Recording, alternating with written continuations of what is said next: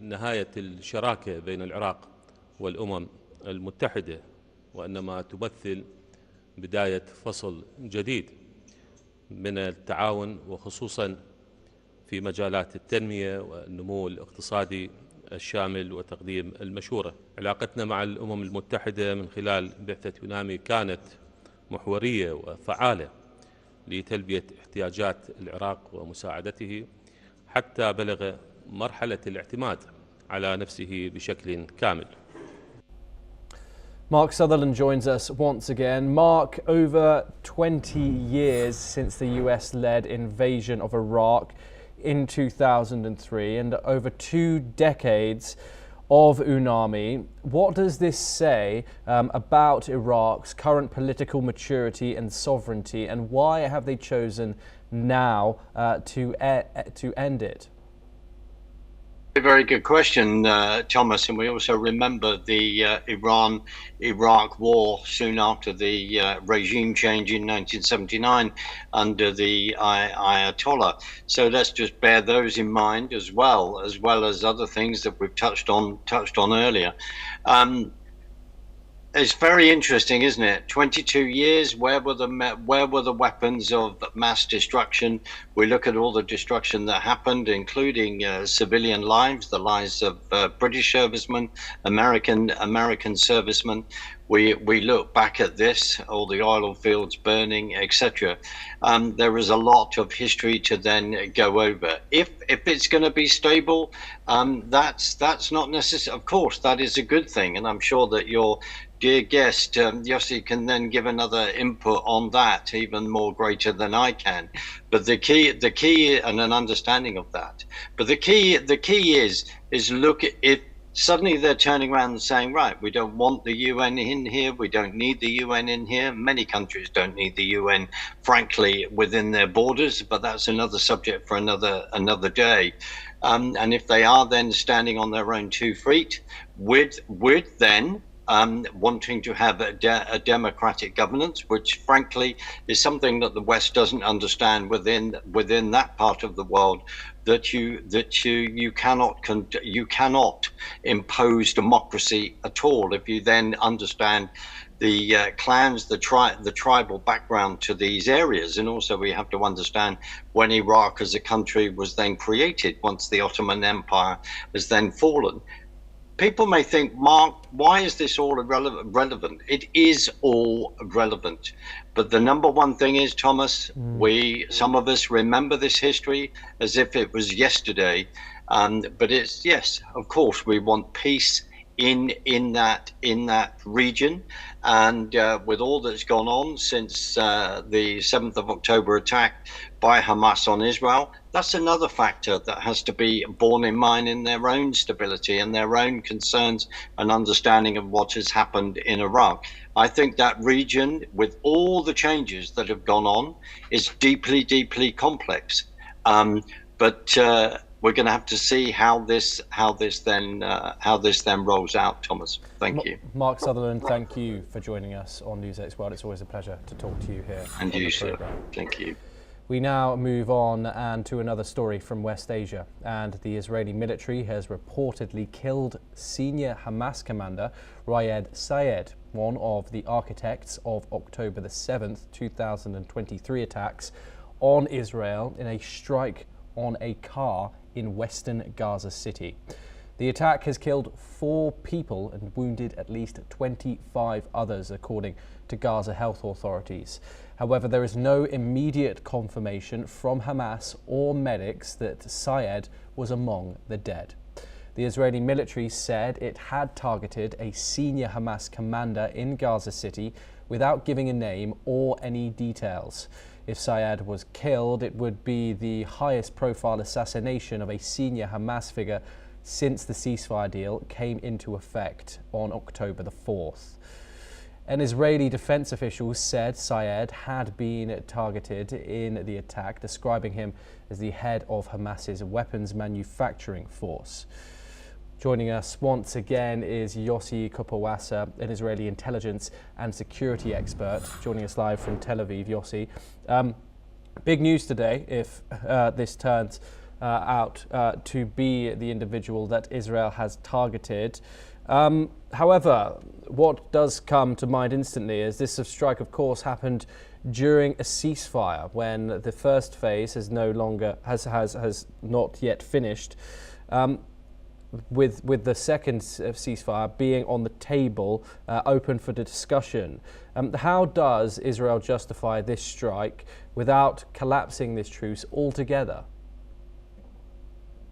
Well, first of all, the ceasefire is extremely fragile, and there are terror attempts by Hamas all the time, day in, day out. So it's they cannot complain about the ceasefire being breached, because they do that every day. And we respond by carrying out attacks against their key figures, and this has been the case for the last almost 2.5 months. And that's what we see today as well. And Saed himself, if this was really the target, is a special case, because he's the planner of the 7th of October massacre 2 years ago, and Israel has already said that those who were directly involved will not be immune. And that's, if this is the case, if he was really the target, that can be explained by this context. And of course, we don't know yet. Neither Israel or Hamas has confirmed the death of Saed. However, how many of these targeted killings? Of course, 400 people have been killed in the Gaza Strip since the ceasefire began on October the 10th. Apologies, I'll correct myself from earlier. Before this ceasefire becomes meaningless, bottom line, is Israel prioritizing justice for October the 7th, or managing a ceasefire that truly prevents another complete outbreak of conflict? Well, as I said, first of all, the ceasefire is so fragile that it's difficult to refer to it as a ceasefire. Secondly, we are still waiting for the first phase of the ceasefire to be implemented, and we are waiting for the last body of the deceased hostage, Rangvili. And this has to be done sooner, as fast as Hamas can perform that. And third, I think still the interest of everybody is to have a ceasefire. Nobody wants to see the fire resumed. We want to move to the second phase of the plan. So does Hamas. The only difference is that they have their own interpretation of what this second phase means. And we have our own interpretation, or not interpretation. We stick to the language of the plan that says that in the second phase, Hamas should be disarmed. And they say it says that we should be disarmed, but we don't mean to disarm. So we'll see what happens once we reach the second stage. The Prime Minister Netanyahu is about to leave for Washington in 2 weeks, and then the fate of this ceasefire and the future of the Trump plan is going to be decided. Of course, that we know that Hamas has not been destroyed in Gaza. However, from a strategic point of view, has assassinating Hamas leaders really reduced Hamas's capacity, or simply reshuffled it? No, it definitely reduced Hamas capacity. They don't have the capacity they used to have during the first year of the war. They suffered a lot of casualties, including most of their leaders, and they are not the same threat that they used to be in the past. That said, it doesn't mean that they are not constituting a threat. They do. And they carry out attacks, and they still have arms, and they still produce arms, and they are still committed to destroying the state of Israel. And we have to bear that in mind, and keep doing what needs to be done, especially as they don't respect the ceasefire and keep carrying out attacks during the ceasefire. Yossi Kapawasa, thank you very much for joining us here on NewsX World. It's a pleasure to have you on the programme, as always. We now move over to the United States for our final story, and the US Department of Veterans Affairs planned to eliminate as many as 35,000 healthcare positions this month. The cuts involve mostly unfilled jobs, including doctors, nurses and support staff. According to a report which cited a memo shared with regional leaders last month, the agency hopes that the cuts will reduce the healthcare workforce to as few as 372,000 employees, a 10% reduction from last year. Veterans Affairs Department spokesman Pete Kasparovich says that this move will have no effect on VA operations or the way the department delivers care to veterans, as they are simply eliminating open and unfilled positions that are no longer needed. Okay, that's all that we have time for this hour. Keep watching NewsX World for more international updates.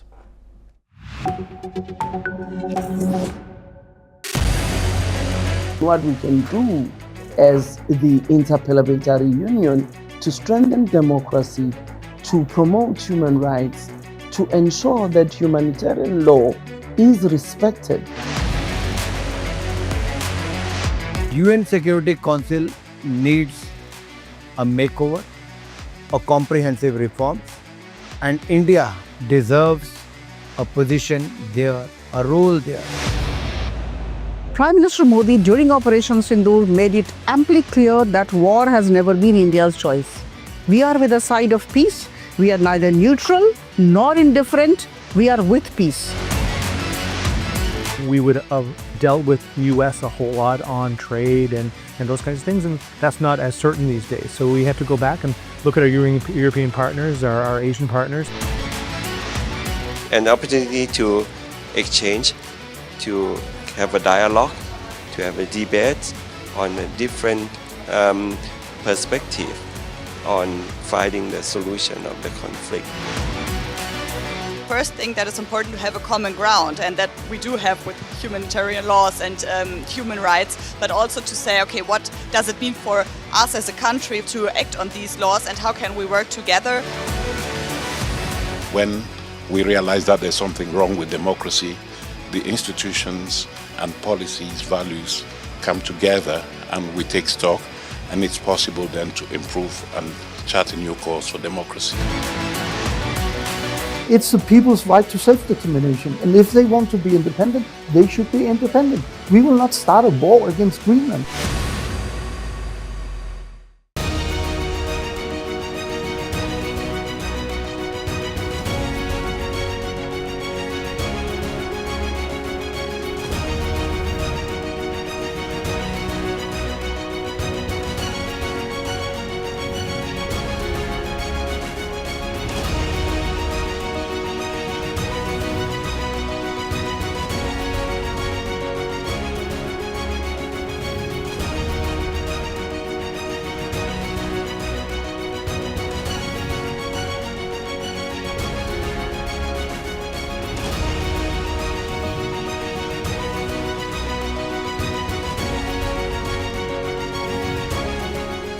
In the midst of this, life persists.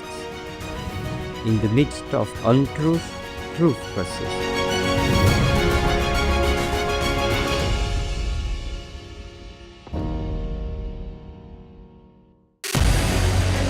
What we can do as the Interparliamentary Union to strengthen democracy, to promote human rights, to ensure that humanitarian law is respected. UN Security Council needs a makeover, a comprehensive reform, and India deserves a position there.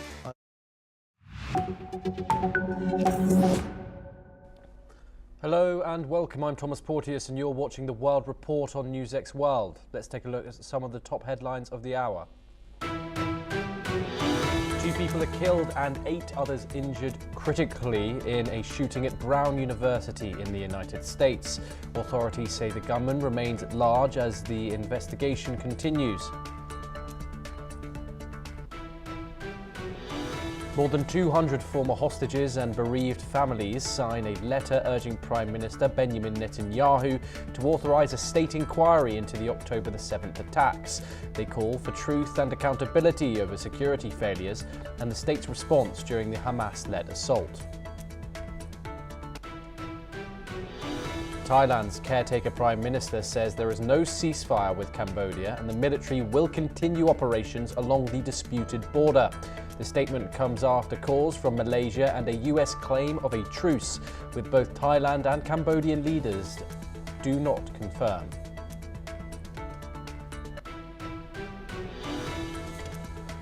President Donald Trump warns of very serious retaliation after US citizens are killed in an attack in Syria blamed on Islamic State.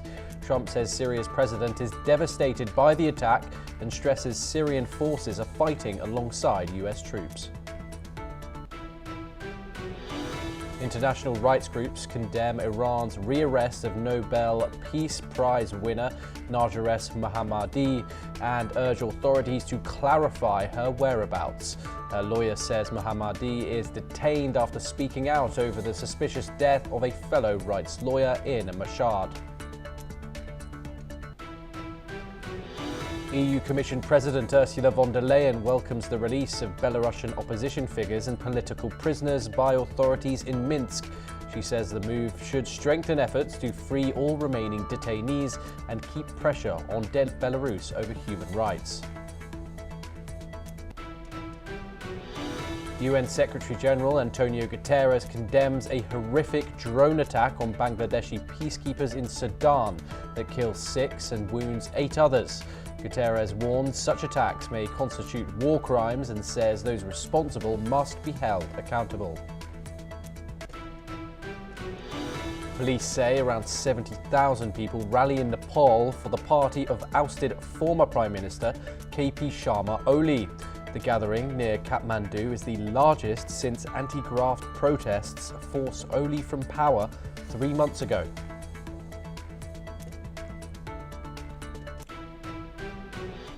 Now, at the top of this hour, we move to the United States, and authorities moved students locked down on campus following a deadly shooting at Brown University to a reunification center set up at the university's sport facilities. This comes after a suspect with a firearm entered a building where students were taking exams, killing 2 people and injuring 9 others. Streets around the campus are now packed with emergency vehicles and security is heightened around the city as law enforcement agencies sought the gunman, who has not yet been identified. Meanwhile, US President J.D. Vance and California Governor Gavin Newsom have reacted to the shooting and posted their condolences online. According to reports, compared to many countries, mass shootings in schools, workplaces and places of worship are more common in the US, which has some of the most permissive gun laws in the developed world. Joining us now is Satoru Nagao. He's a fellow at the Hudson Institute and he joins us live from Tokyo. Satoru Nagao, thank you very much for joining us. What does this say about the current state of gun laws in the United States? Of course, we know that the United States has the most mass shootings annually by far. Do you expect this shooting in particular to set off some sort of political debate, or is it going to be more of the same? Of course, there is a political debate, and this is a common topic between the Democrats and the Republicans. The interesting thing is mass shooting has happened in the United States and quite often compared with other countries. But compared with other countries, indeed, the United States and Brazil is the top countries so there are many mass shooting incidents. But when we check how many guns or how easy to access to the gun if we compare, indeed the other countries like Finland, Thailand, Switzerland, indeed many people can access the gun. Despite this, in this country, yes, there are some incidents, but not many. So mass shooting case, indeed one thing is the tool. So limiting the access to the gun is one of the methods, one of the factors to increasing mass shooting incident. But there is another one is, of course, the reason to do that.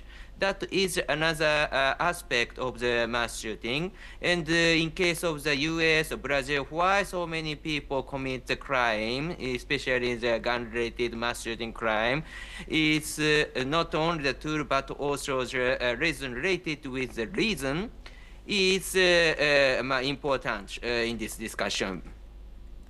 Yeah, and of course, we've seen legislative changes made around the world when shootings like this happen, but over 300 mass shootings, nearly 400 actually, have happened this year, which is a decline from years prior. However, of course, nearly 400 mass shootings isn't something to turn one's nose up at. Do you expect there to be any legislatures, possibly at state level, who will look at this crime, see the fact that it was at a Ivy League university, and possibly take some state level action here? State level action is one thing, and indeed, in this case, school-based action could happen too. In case of the United States, universities are quite open. So they have their own police forces, but at the same time, indeed, people are relatively easy to enter, easy to go out. So that's why open is one of the features. In case of the United States, houses do not have the wall. Is indeed many places you can see. So that's why indeed the openness is one of the features of the U.S. culture. In this case, not only the friendly people, but also the perpetrators can access these houses or universities. That is also true. So that's how to protect or how to defend is indeed how to open is we need two discussion is completely different direction this policy indicated. So state level restriction is one thing. Another thing is the culture related issues. Another thing. And mental issue is third thing. And access to the gun is, of course, a very important thing. So there are many aspects in the one incident, and how to restrict this kind of the mass shooting is a very complicated discussion indeed. Indeed, Dr. Nagao, do stay with us as we move over to Europe for our next story. Now, Russia says that its armed forces had destroyed multiple Ukrainian military-industrial enterprises, while Ukraine on the same day reported nationwide power outages due to Russia's airstrikes. The Russian Ministry of Defense, in its latest report, says that the Russian forces attacked several Ukrainian military-industrial enterprises and energy systems related to their operations, using land-based and sea-based high-precision weapons, Kinzhal hypersonic missiles and long-range unmanned aerial vehicles. Meanwhile, Moscow also claims that the Russian air defense systems intercepted and destroyed 235 Ukrainian UAVs at night. According to the ministry, 35 of them were shot down over the Bryansk region, 32 over the Republic of Crimea, 22 over Krasnodar, 15 over the Tula region, and 13 over the Kaluga region. Dr. Nagao joins us once again to discuss this. Dr. Nagao, of course, aerial bombardments continue cross-border. However, Ukraine suffering a huge power outage due to these strikes. What do you think is going to be the impact on the civilian population exactly as winter encroaches on the east of Europe? How are the civilians' morale, physicality going to be suffering during right now without any power? Yeah, indeed, this is the battle of the UAV or missiles between Russia and Ukraine recently. And both sides attacked energy-related facilities. But even if the both sides attack energy-related facilities, the purpose is completely different. In case of Ukraine tried to limit Russia's income by exporting energy. In case of Russia, destroying an energy facility and try to persuade Ukraine's people who face a very serious cold situation because of the lack of heater. So that's why Russia's attack towards energy-related facility is indeed indirect attack to the civilians' life. and try to persuade you should be surrender, something like that. So that's why recently both sides focusing on attacking the energy-related facilities. Interesting thing is how many UAV, how many missiles both sides can prepare to attack these facilities. Indeed, in case of Russia increasing the production line, and now they can use the 100, 200 level of the UAV or missiles per day. So that's why their military industry is developed so well, and that is a big problem. So of course, Ukraine side improve their capability and Western side improving capability. But compared with this, Russian side capability has progressed a lot.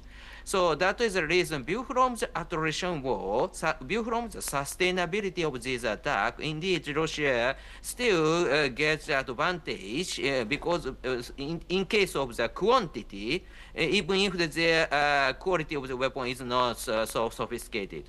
So that's why how to limit this quantity is the current matter, and without reducing the capability of the Russia's military production, indeed Russia will continue to do, and as a firepower, they still feel they have the advantage, and they will not agree the ceasefire, I think.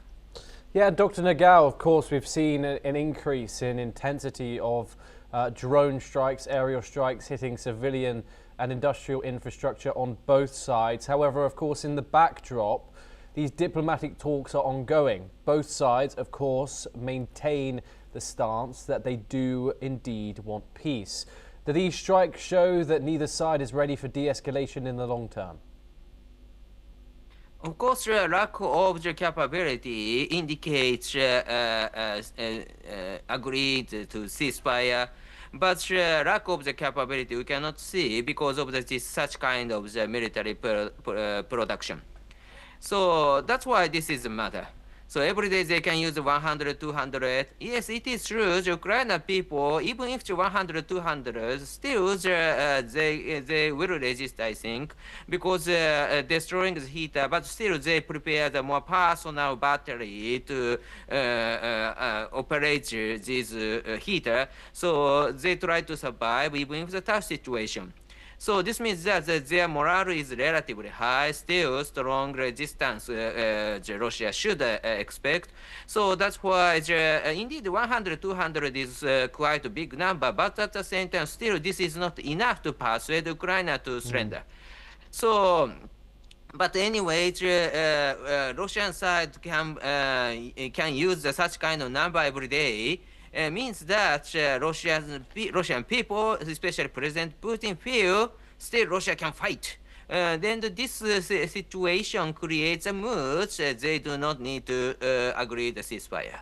Something like that is unfortunately true, I think. And Dr. Nagao, of course, there's going to be a meeting this weekend between Ukrainian President Volodymyr Zelensky and US.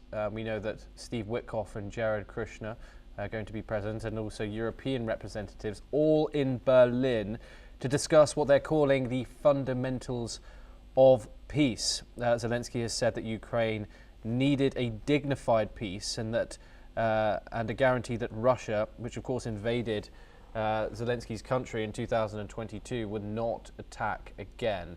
What are the major sticking points here coming into these negotiations from the Ukrainian side, the European side, and the United States in Berlin this weekend? In case of the ceasefire, both sides believe they can declare the victory in this battle. That's why they will agree. So in this case, two issues matter, and one is the territory, another one is securing Ukraine. So that's why in case of the territory, the U.S. tried to persuade Ukraine to consider a little more, and Russia, because of without this, Russia cannot say they win the war.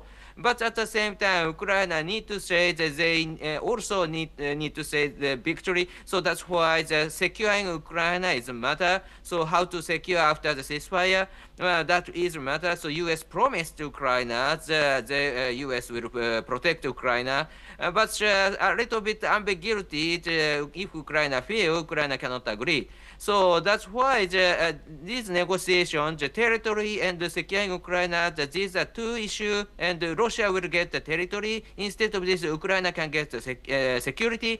That kind of deal is needed. So in Berlin, maybe which one is a critical point, they are talking detail of these two. That will happen, I think. Yes, Dr. Satoru Nagal, thank you very much for joining us here on NewsX World. It's a pleasure to have you on the programme.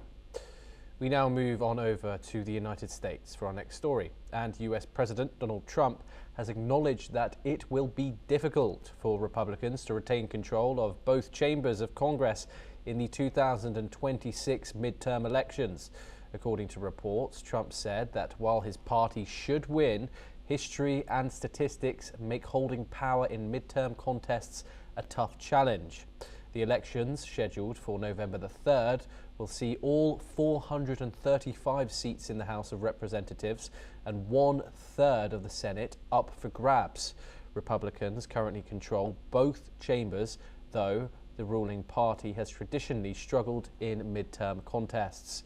Trump pointed to what he described as multi-billion-dollar investments and strong economic performances, saying new projects in manufacturing and artificial intelligence are underway. However, he admitted it remains unclear when voters will feel the full impact. Despite steady economic growth, rising fuel prices, uneven job gains and voter concerns about daily costs have weighed on public confidence, making the economy a central issue heading into the midterms. Joining us now is Dr. Ajay Jua. He's a former Secretary of Commerce and senior economist. He joins us live from New Delhi. Dr. Jua, thank you very much for joining us.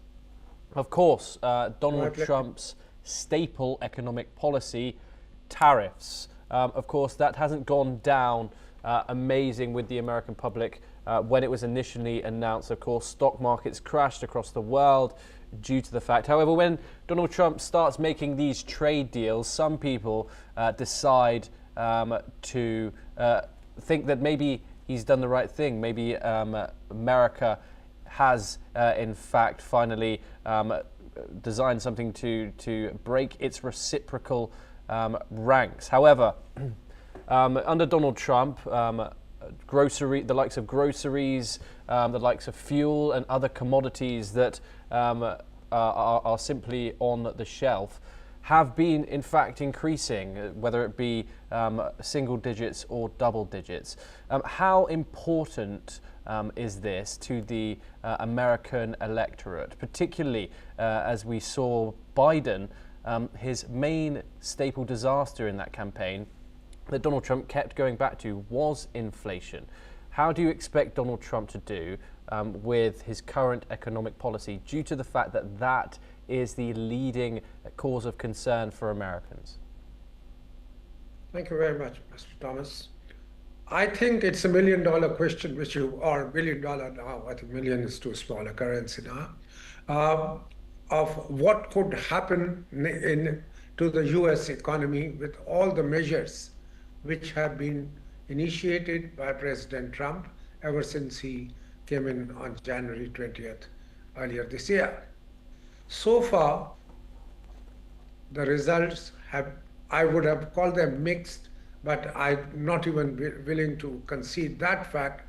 I think in the very first year, it's been more of adverse impact rather than positive impact, other than on the revenue of the U.S. Treasury, where there is probably more money coming in from the levies which he's imposed on the imports into the U.S. But who are the voters? The voters are the general public of the United States, the eligible ones, the 18 and above. But are they better off with what has happened in the U.S.? Let's analyze that very quickly. One, a lot of goods have gone off the shelves. as you yourself mentioned, particularly the goods which were coming from China and China, Mexico, India, and Brazil, all because of the high import tariffs imposed by President Trump. Second, if certain volume of the goods is coming in, then it is costlier than before. Along with that, the compensation would have been that if these things are required to be suffered by the public and the voter at large, is the employment increasing? Is investment coming into the United States, which promises in future the local production will start off and the shortages which are being currently experienced are being made good? I'm not sure if that's happening either, because the investments, as President Trump has himself kind of acknowledged, that he's expected a lot of investments to flow into the United States once the manufacturers or the entrepreneurs are sure that there is a market for the goods. They will all rush in to come and invest there. That's not happening. He's having to link up his tariff rates with the investments being made by those countries if they want a concession in the tariffs or a lower tariff into the United States. And the linkages of the two are actually making things worse. For instance, Korea says we don't have the money, $350 billion, which you are expecting us to invest or pay upfront to the Americans if you want the tariffs to be lower. Similarly, he is expecting Japan to undertake a large amount of investments. All these were traditional allies of the US, on board with the US with respect to not just the foreign policy, but even the economic directions which their countries were taking. With such a thing not likely to happen in the near future, President Trump certainly has a cause to worry. There is scarcity, there is inflation, jobs are not getting created, investment is not taking cuts to the level which he had anticipated. So he's conceding that there could be a problem for the for the Republicans, and that's in the next November elections. And it ties up with the historically what has happened. The ruling party, the party in power, invariably, including President Biden's, the Democrats, the ruling party doesn't do too well in the midterm elections most of the time. I won't say invariably, but President Trump is fearing that, and just as well that he remains aware that his policies are going to cost him politically heavily. Indeed, I just want to give the viewers some context here. Just yesterday, the Associated Press put out a poll, and only 31% of US adults now approve of how Donald Trump is handling in the economy. Talking about overall consumer prices, Dr. Dewar, compared to 2019, which is what Donald Trump promised to take goods down to, it's around plus 20 to 22%, with food and home groceries comparing 25% to 28% plus back to those pre-pandemic levels. Meat is up 30%, dairy and eggs are up 25 to 40%, which is quite volatile. So does that show that as many investment deals that Donald Trump can put in front of the camera, the amount of billions that are invested in AI in the United States, the fact of the matter is that Americans, working Americans, are probably feeling this pretty hard. Yes, indeed. The fact of the matter is promises of investment must start yielding results. If investments are being made in AI in a large manner, as President Trump and his cohorts keep repeating, who are the people getting the jobs? It's not the Americans as yet, because they're not skilled enough, they are digitally not equipped to the extent required to be taking the AI revolution or the AI transformation at a pace which is required. The jobs are still being held by people who are probably already in the US. It might be Chinese, it might be Indians, it might be immigrants from elsewhere in the world. But the fact of the matter is they are better equipped, their availability is large and at probably more reasonable wage levels than the Americans themselves. So unless the things go in parallel, the benefit would not go to the Americans, to the even of the investments when they start yielding results. So if along with that, President Trump starts checking the professionals' influx into the US, make it tough for those who are already there but coming up for renewal. If those kind of restrictions get imposed, I think he's compounding the adverse effect which has already become visible.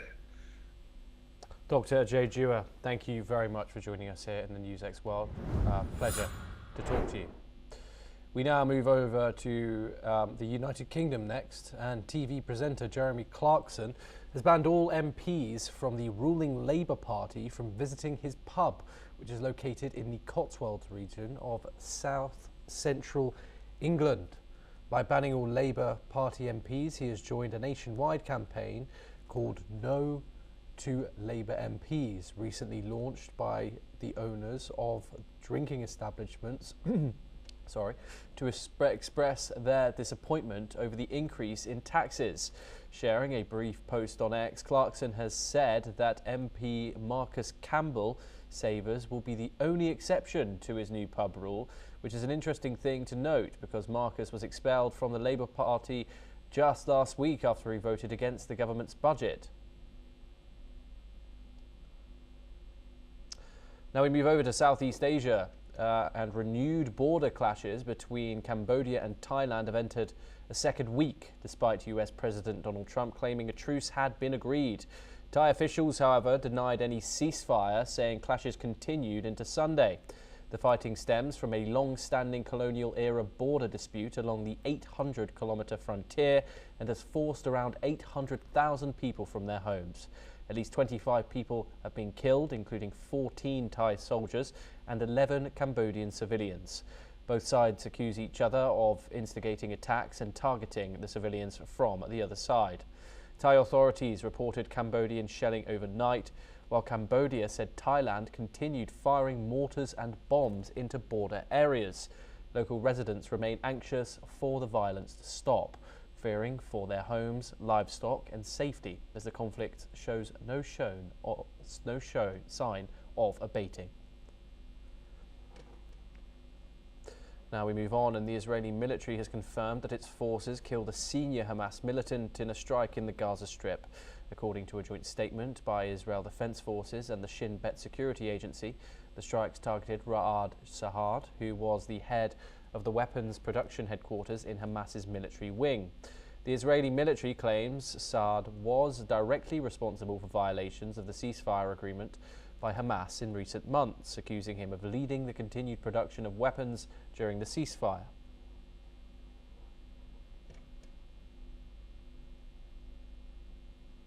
Okay, that's all that we have time for. Keep watching NewsX World for more international news updates.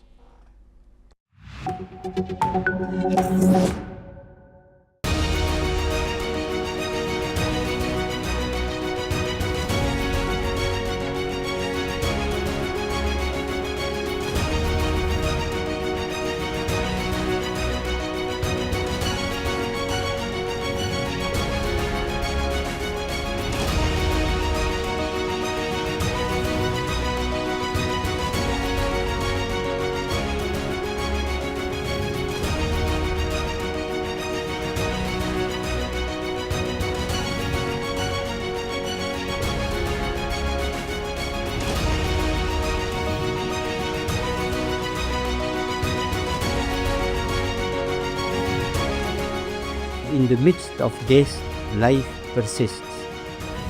In the midst of untruth, truth persists.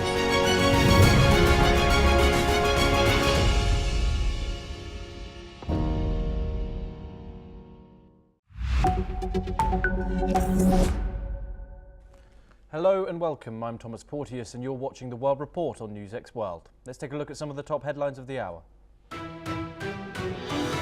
people are killed and 8 others critically wounded in a shooting at Brown University, according to local officials. Authorities say the gunman remains at large as the investigation continues.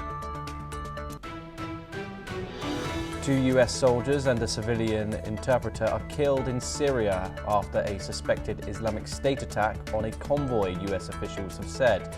The US military says 3 other American troops are wounded and the attacker is shot dead.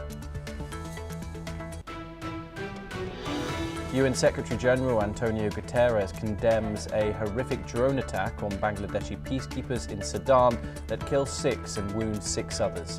Guterres warns that such attacks may constitute war crimes and says those responsible must be held accountable. EU Commission President Ursula von der Leyen welcomes the release of Belarusian opposition figures and political prisoners by authorities in Minsk. She says the move should strengthen efforts to free all remaining detainees and keep pressure on Belarus over human rights. Ukrainian President Volodymyr Zelensky says he will meet US and European representatives in Berlin to discuss the fundamentals of peace. He says Ukraine needs a dignified peace and guarantees that Russia will not attack again as Germany hosts ceasefire talks ahead of a leaders' summit.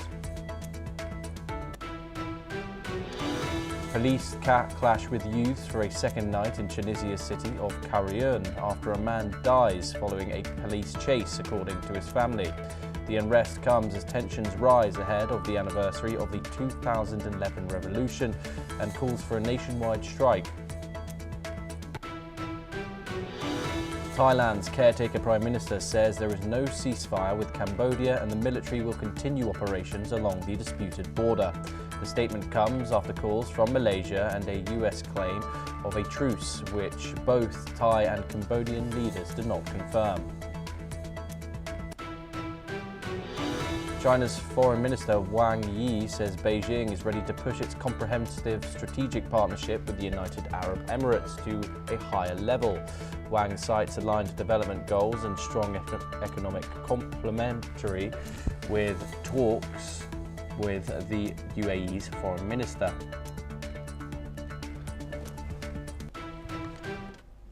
We start this hour in the United States and 2 people have been killed and several more critically injured in a shooting at Brown University in Providence, Rhode Island, after a man dressed in black opened fire on the first-floor classroom of the Barus and Holy building, which houses the engineering and physics departments.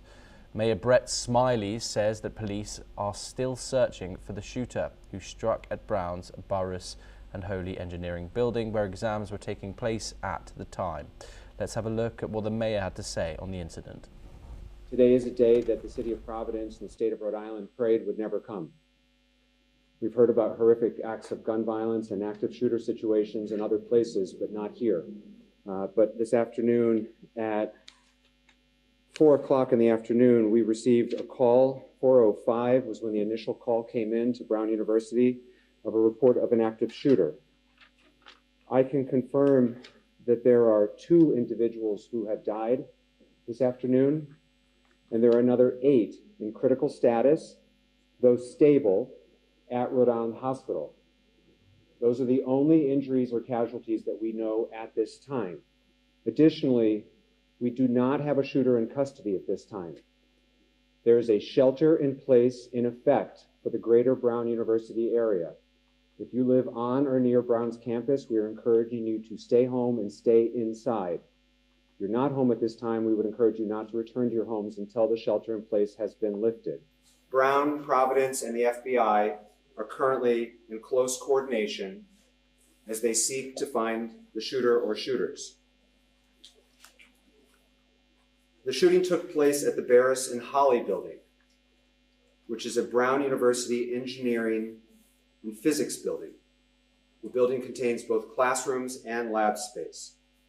too, and so he will be with us at future updates this evening. Meanwhile, US President Donald Trump, as he returned to the White House from the annual Army-Navy football match, says that he'd been briefed on the situation at Brown University, calling the incident a terrible one. Let's listen in to his statement. I've been fully briefed on the Brown University situation, what a terrible thing it is. And all we can do right now is pray for the victims and for those that were very badly hurt, it looks like. And we'll inform you later as to what's happening, but it's a shame. It's a shame. Just pray. Thank you very much.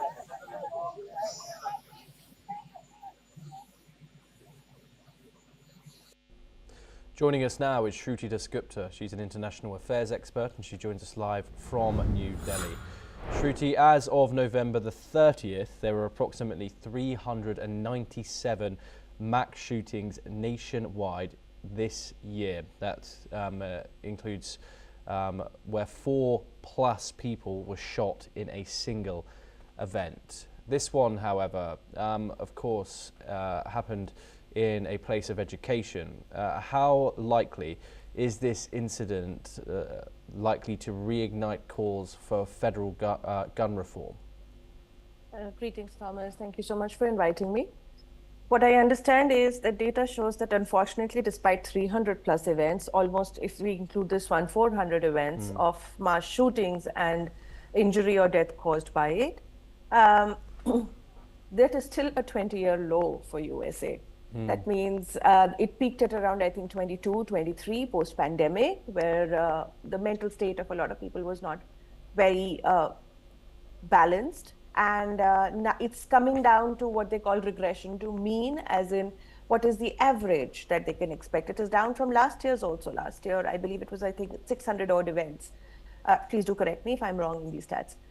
What is alarming is also that it doesn't just occur in one particular state or ideology based in terms of red or blue states. It is equally balanced. So this basically shows that there is a large illegal arms trafficking network. There is a large psychological problems related issues that USA needs to address before people start calling out for its removal of the Second Amendment, that is the right to bear arms.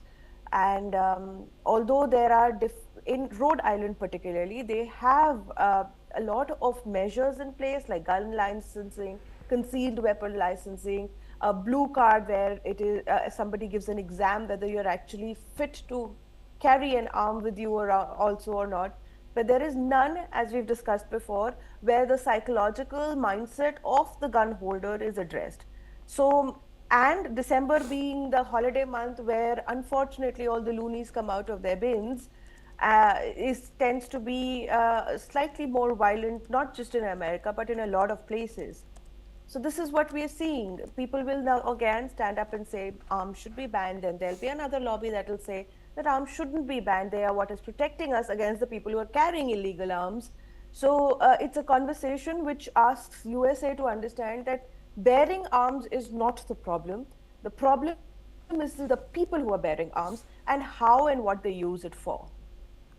Of course, Shruti, the United States remains the most powerful country in the world, but by a huge margin, they consistently top the list of mass shootings year on year.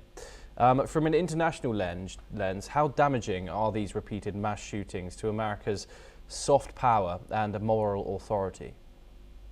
Well, USA's moral authority has been put on the block for many other reasons, just beyond these mass shootings. The shooting itself does portray to the international audience that USA is a very violent place, people are easily triggered, and the rights are not that very well protected of other people, as in the people who are not bearing arms.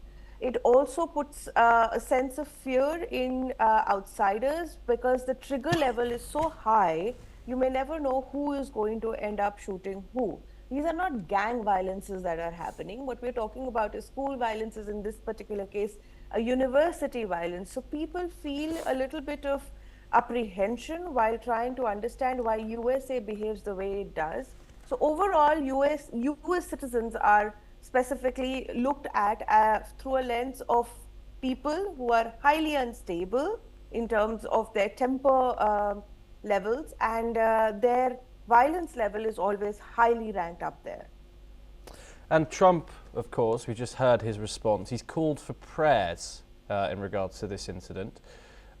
Politically, does that signal restraint or avoidance of the gun control debate? It's very difficult to have a gun control debate because usually it tends to go towards the Second Amendment, for which maybe presidencies can be lost also. So that is not a conversation any politician, blue or red, would want to have.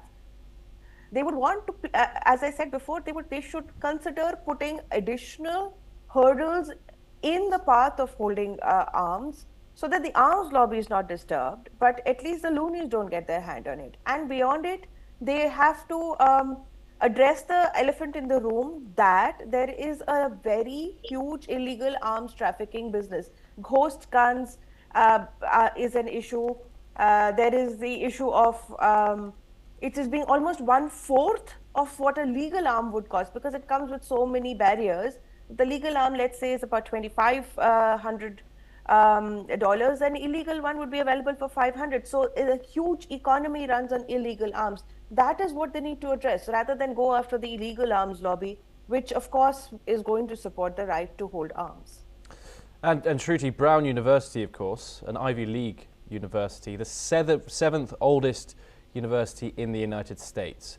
This suspect, of course, now is, however, still at large in the Rhode Island area. What does this say about the response gaps, even in the elite, well-policed university towns, and the preparations that those institutions have for a situation like this, which, of course, as we've said, reoccurs on a frequent basis? Well, so Brown University, particularly, the last incident they saw was 2019. So a 5-year gap shows that they have their stopgap arrangement in place. They have their security analysis in place. I believe they sent out immediately after the shooting started, they sent out an alert so that people stayed indoors, avoided, silenced their phones, and tried to find shelter from whoever or how many ever shooters were out there. So they have their security apparatus in place. I would hesitate to critique a university just because there are people who do this, because it's not the only one. There are others that have these kind of issues. Just because there's a right to hold arms, there are people who will be allowed to have it after 21 years of age if they have the right licenses. And then, of course, there's the illegal part of it, which nobody can guess. So despite it being sad, and my heart going out to the victims, and our prayers with the people who are injured and are hoping, and the parents who are under a lot of pressure where their children are in an environment which seems unsafe, I do believe that they have the security measures in place. As I said, gun violence, mass shootings is on a decline. It is coming down to regression to mean rather than spiking as it did post-pandemic. So maybe we'll see USA calm down a little. It's just unfortunate that it happened at an Ivy League. Of course, Shruti, and we've seen the likes of school shootings. Of course, this one happened at a university, but older students. We've seen people mentally ill go into schools, some primary schools even, and open fire. Given the pure tragedy of these crimes, some of those previous ones that I've mentioned, like, for example, like Sandy Hook and Columbine, for example, and there's been no international change. Let's also go back to the likes of Dunblane in the United Kingdom, and of course Christchurch in New Zealand. We saw legal action be made by the government after these tragedies happened. Why haven't the United States done the same? Well, because those societies, those rights, those amendments, they are all different. So they cannot, one model does not work for all nations. And USA is a case of its own. And then there is the state level infrastructure and the federal infrastructure. So there are many hurdles to cross over there. One particular method cannot be for all. let's just talk about the California shooting that we spoke about last time. And they've still not found who's responsible. The person is at large. So there are, despite it being a highly surveilled state where you have CCTV cameras at every intersection, you have a lot of tech operators going for you and your law enforcement agencies, finding justice and delivering it as soon as possible is not always simple, specifically for USA, because it has a lot of people do bear arms very legally. It's very difficult to find. And there is this, in this particular last year, I found there is this reluctance to give public information of the identity of the person whom they have probably found. They do not want to talk about what kind of weapon was used. So either they are trying to keep people from being violent against a particular community or a particular set of people, or they are trying to not encourage people by stating outright that this particular weapon is the one that is held out in US university. So there's a larger question at bay, how they are handling the situation and how they are responding to it. But mostly for me, I think they do need, apart from a blue card and every other card and every other license, they need a psychologist's license to be issued right along with the right to bear arms, so that a person holding the gun is the one who's able to use it responsibly. Shruti Dasgupta, thank you very much for joining us here on News X World. It's always a pleasure to talk to you. We do, however, have some breaking news coming in from Rhode Island from that developing story that we've just spoken about. And during a press briefing by the mayor of Providence and president of Brown University, when asked about the classroom scenario of the Brown University where the shooting occurred, the president of the Brown University was utterly clueless about what exactly was happening in the classroom. Let's have a look. BC when it happened and flew right back, and I'm catching up right now. President, with all due respect, 6 hours after the shooting, and you said you don't know what was going on in that classroom. How does that happen? Were they taking an exam? Were they meeting for a club? I don't know. 6 hours later, you're the president and you don't know. I do not know. Well, that's kind of concerning. BC when it happened and flew right. We move on next over to West Asia, and 2 US Army soldiers and a civilian interpreter were killed in an attack linked to the Islamic State in central Syria yesterday. The Pentagon said the incident occurred in the historic town of Palmyra, where US forces were supporting counter-terrorism operations. According to US Central Command, the attack was carried out by a lone gunman while American soldiers were conducting a key leader engagement alongside partner forces. 3 additional US soldiers were wounded. The attacker was killed by partner forces at the scene. US officials said initial assessments indicate Islamic State was likely responsible, though the group has not claimed the attack. Local authorities told Reuters the attacker was a member of the Syrian security forces, though authorities say he held no leadership role. President Donald Trump condemned the attack, while the US military said the names of the fallen soldiers will be released after next of kin notifications are completed. Let's take a listen in. So we mourn the loss of 3 great patriots in Syria.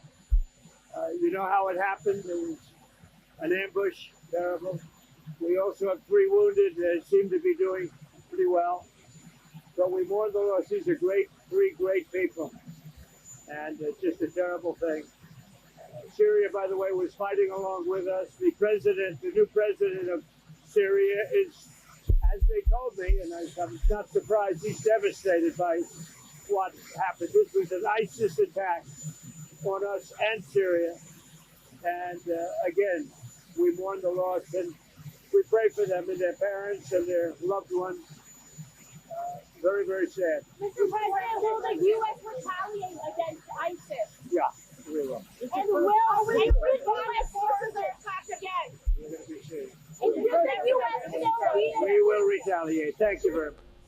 We're now joined by Professor Rohan Gunaratne, an international affairs expert, joining us live from Singapore. Professor Gunaratne, thank you very much for joining us.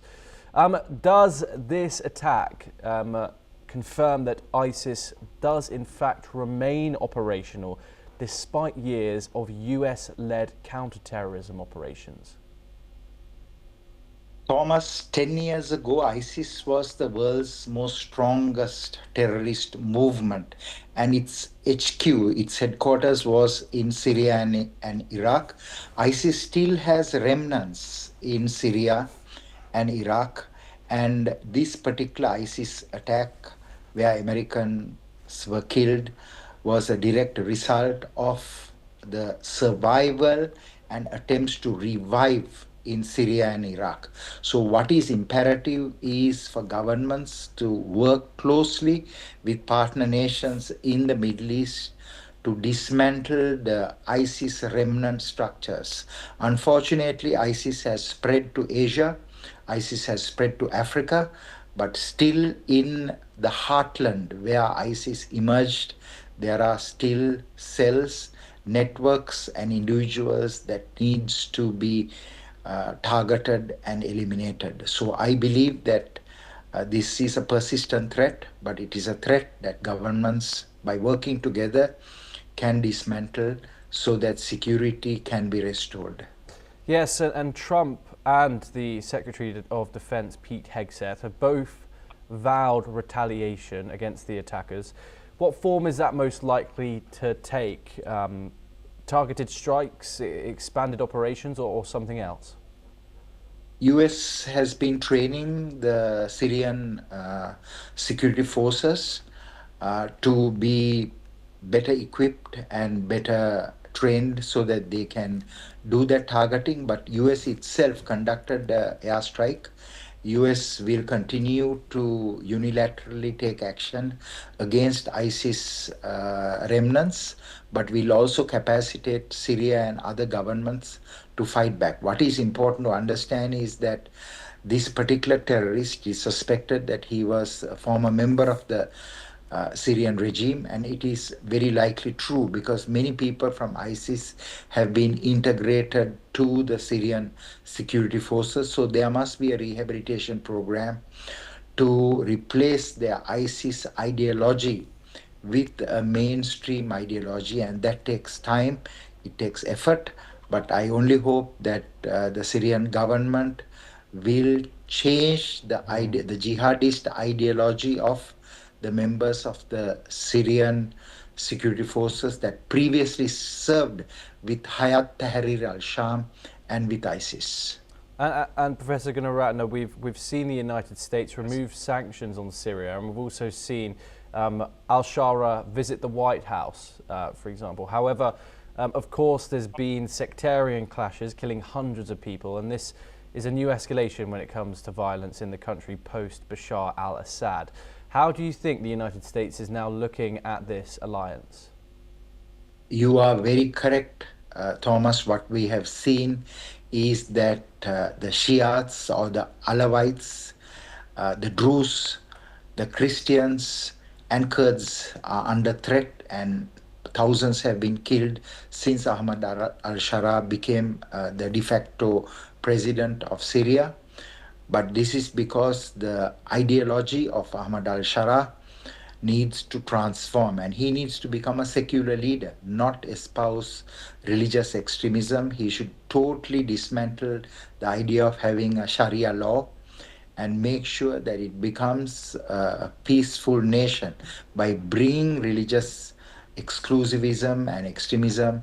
Nothing good will happen to Syria. Of course, the Americans and the Europeans are now realizing that they have to engage Syria intelligently, because if Syria becomes a prosperous nation but is still subscribing to extremism, then of course that prosperity and sustenance will not continue over a long period, and Syria will eventually pose a threat to Israel. So what is important is to get rid of that extremist and exclusivist mindset, especially of having Islamic law, because it has not worked anywhere in the world. So better to have a proper criminal justice and prison system, which is a modern system, and not have that archaic law that will in many ways will destroy Syria from within.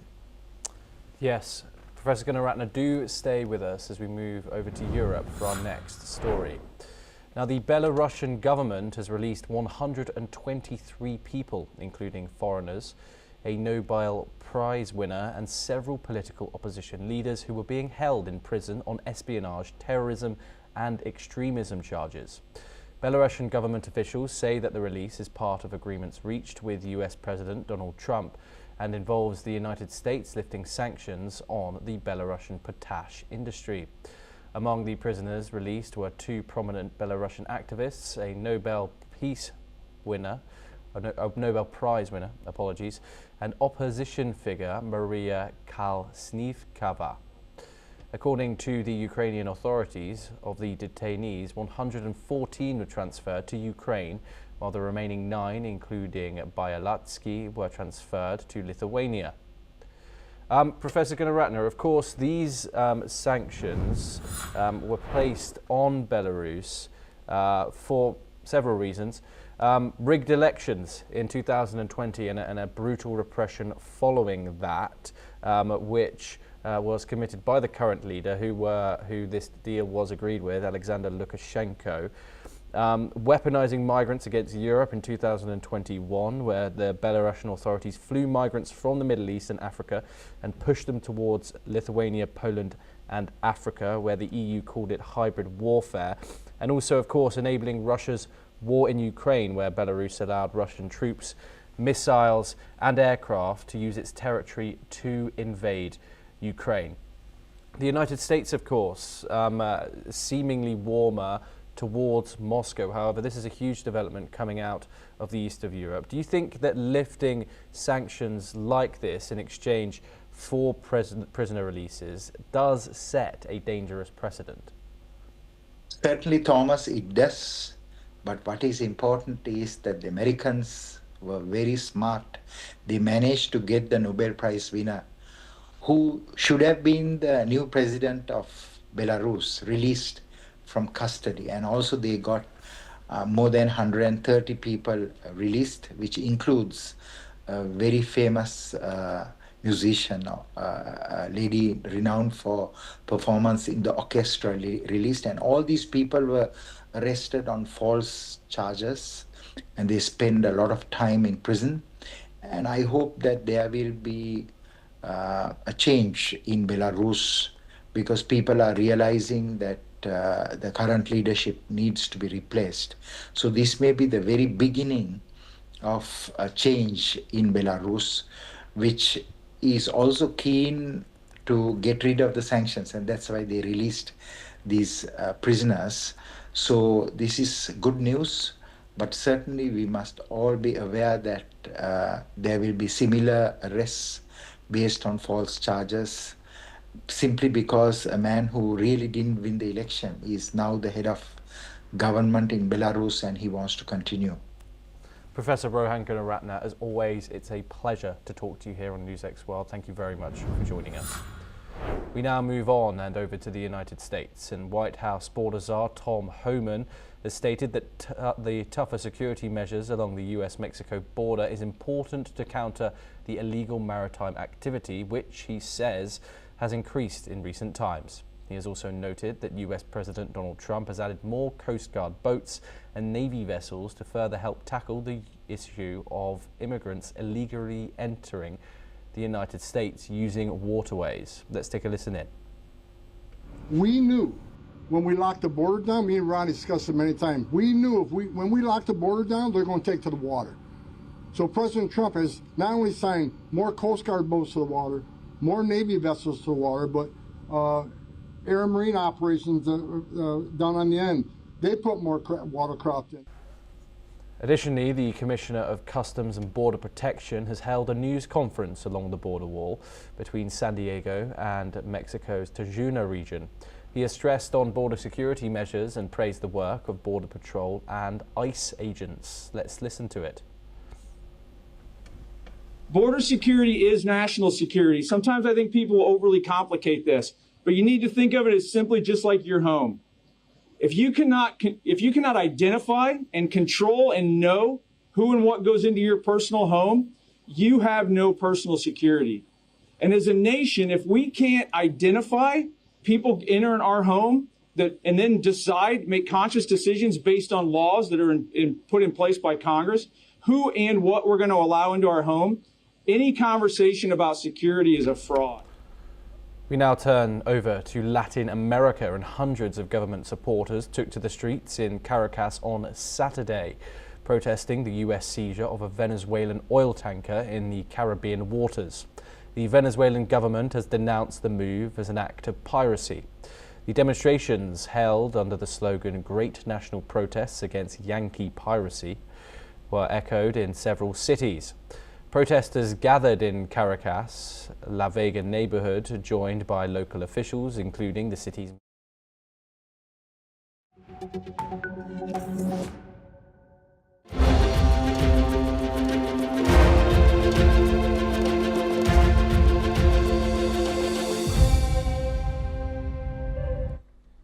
Hello and welcome, I'm Thomas Porteous and you're watching the Africa Brief on NewsX World.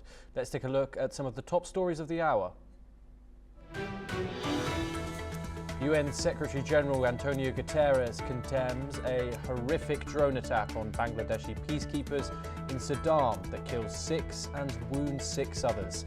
He warns that attacks on UN peacekeepers may constitute war crimes and says those responsible must be held accountable.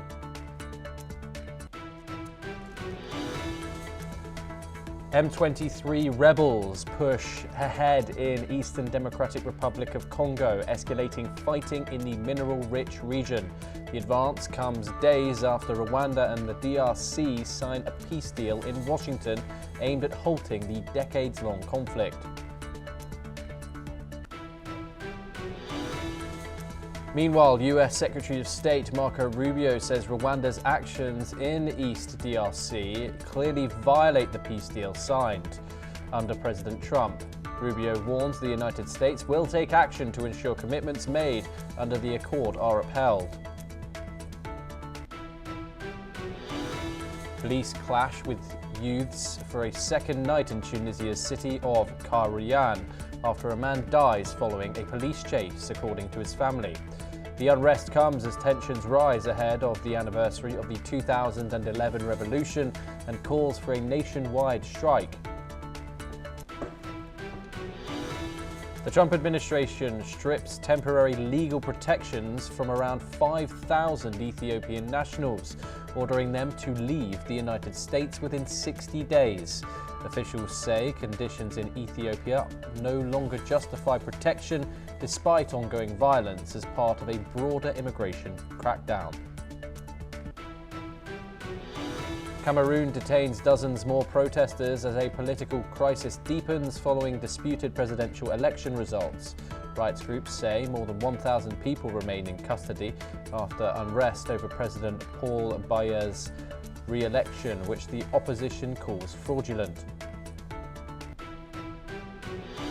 The United Nations urges Ethiopia and Eritrea to respect each other's sovereignty amid renewed tensions and fears of a new conflict. The UN chief calls on both sides to recommit to the Anglia's peace agreement as accusations of destabilization and war preparations grow.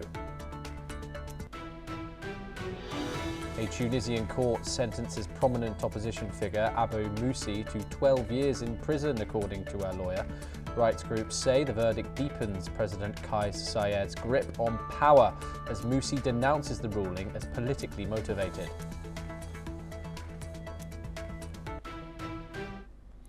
We start this hour in the Democratic Republic of Congo, and the Rwandan-backed M23 rebel group pushed on its offensive in the east of the country yesterday, seizing the key frontier city of Uvira and the administrative centre of Kipapu.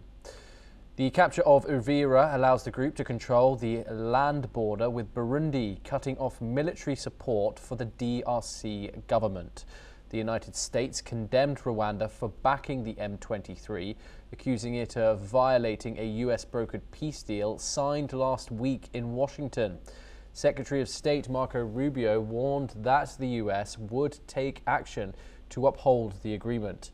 The offensive has displaced more than 200,000 people and involved clashes with local militias and retreating Burundian groups. UN officials, including peacekeeping chief Jean-Pierre Lacroix, warned the advance could spark a regional confrontation with potentially incalculable consequences for the DRC. Meanwhile, Rwanda denies direct military involvement but faces accusations of providing troops, training and heavy weaponry to the M23, further escalating tensions in the mineral-rich DRC. We're now joined by Ayanuga Olugbenga Paul, a public affairs analyst. He joins us live from Lagos. Thank you very much for joining us, Ayanuga. The significance of the developments over the last 24 hours are huge in this crisis. Now the M23 rebels hold Uvira, which borders Burundi. They can now successfully cut off supply routes through that country to the DRC, official army. What are your thoughts in regards to the developments of the past 24 hours and the seizure of that region? Well, my thoughts is that the U.S. is looking for every means possible to destabilize Rwanda. That is why they keep parroting the idea that Rwanda backs the M23 rebels. But the same United States conveniently forgets that the Burundi armed forces backs the Congolese government forces. And in order to be able to defend their flank, the M23 rebel has to cut off supply of the support of the Burundian armed forces to the Congolese government forces. And this is war. And in war, the person with the better strategy wins. But pinning all the accusation on Rwanda and parroting it all the time makes me feel that there is a sinister agenda from the U.S. to pin this war on Rwanda, use it as an excuse, just like they did with Libya, to go there and destabilize it. Because Rwanda is a beacon of hope of what Africa could become if we have proper leadership. Since Paul Kagame came to office in 1994, we have seen Rwanda transform from a war-torn country into a country that is moving in leaps and bounds in technological development, in governance, and every other good thing that you can think of. And this was the same way Libya was very prosperous, peaceful, until they started accusing Muammar Gaddafi then of human rights violation, of so many atrocities that were never substantiated after all at the end of the day, to use the excuse in entering into Libya back then. And the destabilization that they wrought on Libya is still causing problems across the Sahel region of the entire Africa, from West Africa to even the Central Africa region, because Libya was destabilized. Yes. And they are trying to do, for me, that's my theory, that they are trying to do the same thing with Rwanda. That's why they keep pinning and keep happening on Rwandan. Apologies, I was just interrupting you for just a second.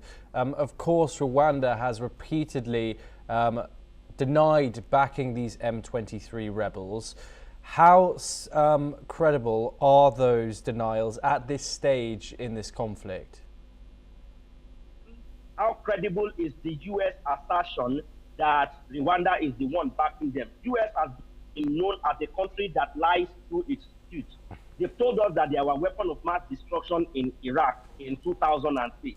Till today, have we found one single weapon of mass destruction in Iraq? They've told us several lies over the past decades and century to do things across different continents, from the war in Vietnam to even the Contra war in 87 in the Caribbean and South America. They've told us things that we found out later that it was a different interest that the U.S. government is trying to protect. So if you are asking me how credible is Rwanda's denial. I am asking you back, how credible is the U.S. assertion that Rwanda is backing the M23 rebels?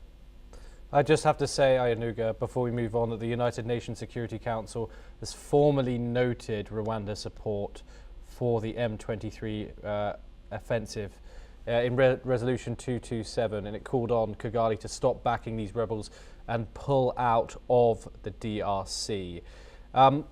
Marco Rubio, the Secretary of State, has said that repercussions are coming for Rwanda due to this offensive. What are your thoughts on that, what that might mean? I think threatening a sovereign nation is something that African Union should rise up and resist, because it is Rwanda today, it could be Nigeria tomorrow, it could be any other country the day after. All this careless talk by the US politicians because they think that they are superpower in the world should be checked. US cannot make itself police of the world. US does not love any country enough to go there for God's sake. They go there for their business interest sake, not because they love peace or because they want peace in any country, but because of their business interest sake. So the threatening by Marco Rubio should be treated as an act of terrorism against another state by the US. Yes, Ayanuga, do stay with us as we have further updates to discuss. We move on now, and UN Secretary General Antonio Guterres has urged Ethiopia and Eritrea to reaffirm their commitment to the 2000 Algiers Agreement, which ended a bitter border war between the two countries. Tensions have flared recently over a maritime dispute, with Ethiopia seeking access to the Red Sea for a port and a military base. Eritrea sees this as an encroachment on its territory, heightening mutual suspicion. Guterres called for both nations to respect sovereignty and territorial integrity, noting that the Algiers Agreement laid the foundation for peaceful coexistence. He also emphasized the importance of continued cooperation for regional development, recalling that both countries renewed their peace commitment in 2018. With rising tensions, the international community has been urged to support efforts to maintain peace and stability. Ayanuga joins us once again. Ayanuga, is this about unresolved border demarcations, of course a maritime dispute, or otherwise a deeper political mistrust that still remains there after so many years? Of course, the political mistrust in between Rwanda and Ethiopia can never be done away with. Just like saying Israel should trust Palestinian 100%, or the Palestine government should trust, the Palestine government should trust Israel 100%. No matter how many years of peace, if possible, they are able to enjoy after this recent space of conflict, there will still be no trust among them. The same thing with North Korea and South Korea. So any move made by the Ethiopians, the Eritreans have the right to look at it with suspicion. And it is the Ethiopian that needs to douse the tension by showing altruism. They are the one who needs a place that falls within the border of Eritrea for their military base. And of course, we have had countries, put military bases, in Djibouti and the Horn of Africa. You see many countries from US to UK to France to China, they all have various forms of military bases in that country, even though they are territorially far away from their own country. But they were able to achieve that through negotiation. So it is Ethiopia's duty to show altruism by making Eritrea safe. But you see, with the conflict from 98 to 2000, that led to the death of about 70 to 80,000 people after the independence or the secession of Eritrea from Ethiopia in 1993.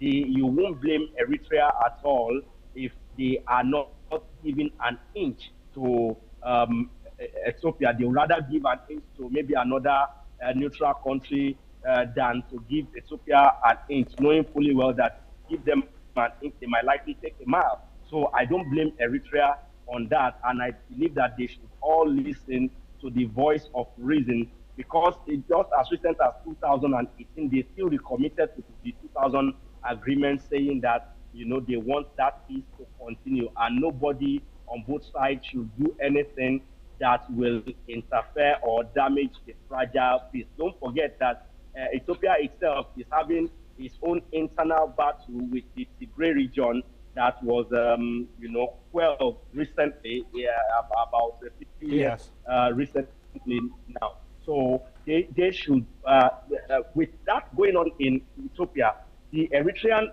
are looking at it, they are watching, and the border they share, there are people who share both Eritrean and Ethiopian blood in some of these regions where conflicts are taking place. And with the handling of the government of Ethiopia of the situation, it will make them, of course, have issues in trusting them. So I believe they should listen to the UN Secretary General in ensuring status quo remain and peace is sustained in the region.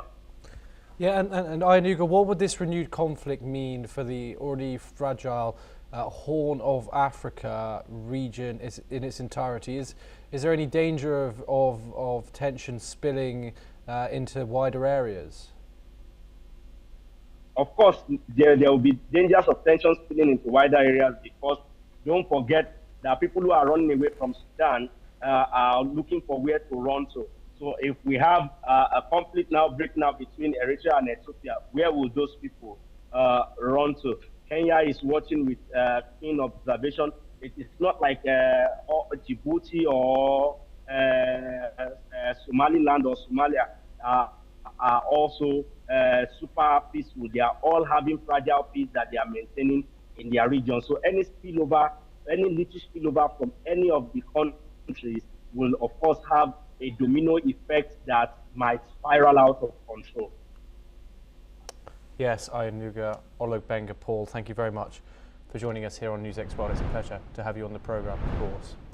We now move on to our next story. And a drone attack on a United Nations facility in the Kordofan region of Sudan has reportedly killed 6 peacekeepers and injured 8 others who happened to be Bangladeshi nationals serving in the UN Interim Security Forces. The strikes targeted the UN peacekeeping logistics base located in the Kadugli city of Kordofan. In response, UN Secretary General Antonio Guterres has strongly condemned the drone attacks, saying that they significantly amount to war crimes under international law.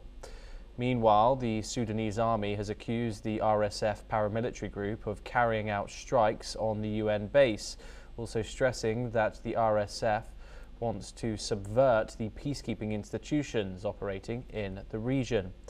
Moreover, Bangladesh's interim leader Mohammed Yunus has also criticised the strike and has asked the United Nations to provide all necessary emergency support to his country's peacekeeping personnel.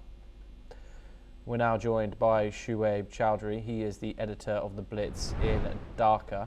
Thank you very much, Shuaib, for joining us here on NewsX World. It's a pleasure to have you.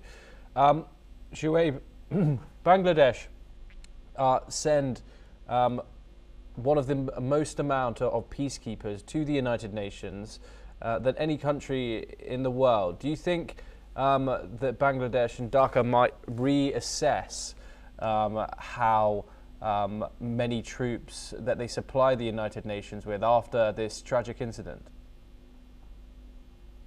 Thank you very much. As you have mentioned, that the attack took place in Abay province in Sudan.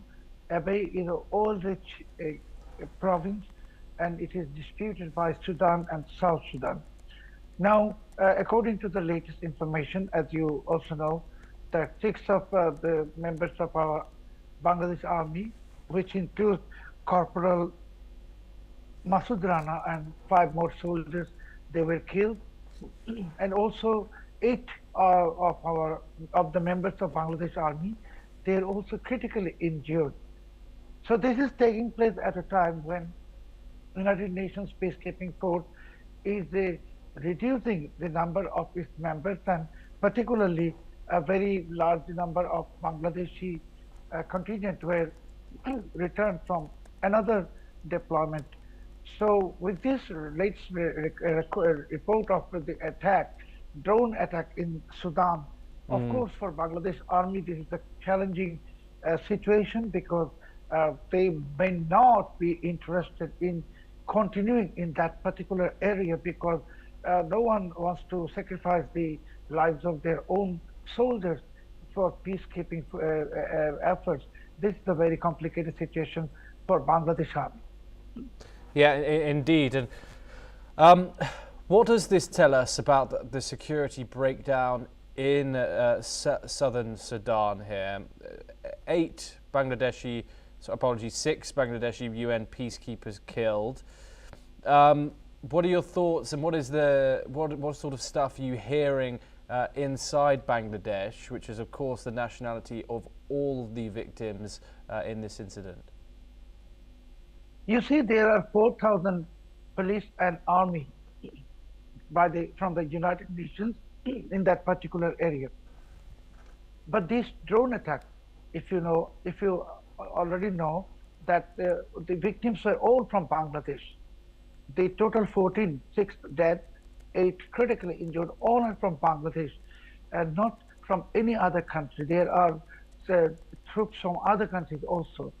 So it is a very confusing matter to identify why the RSF, the rapid support force, which is a paramilitary, why they categorically targeted Bangladesh armed forces, members of the Bangladesh armed forces in that particular camp.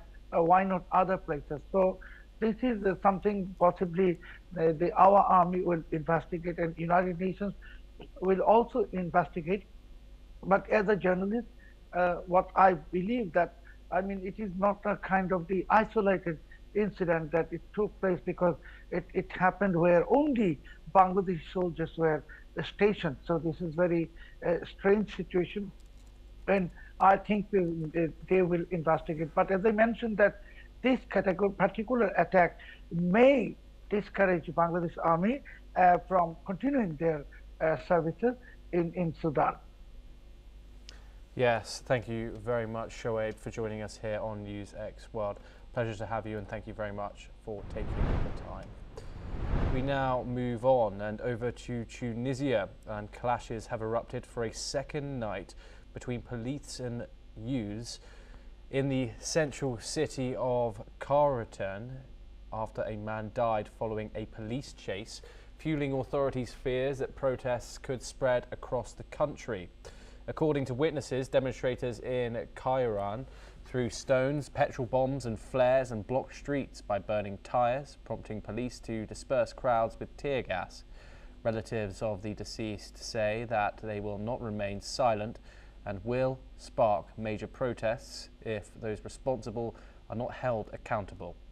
In a bid to diffuse tensions, Kairouan's governor visited the family and pledged to open an investigation to determine the circumstances of the death and establish accountability.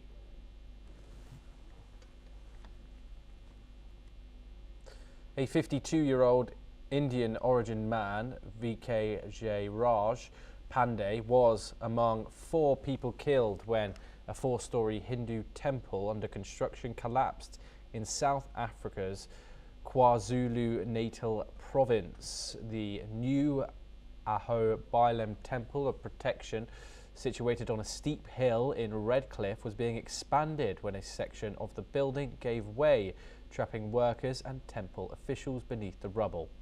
Pandey, an executive member of the Temple Trust, had been deeply involved in the project. Rescue teams recovered more bodies over the weekend, but poor weather conditions halted operations. Authorities revealed that the construction lacked approval, raising concerns about the legality of the project. KwaZulu-Natal officials pledged to continue rescue efforts, though hopes of finding survivors are dimming.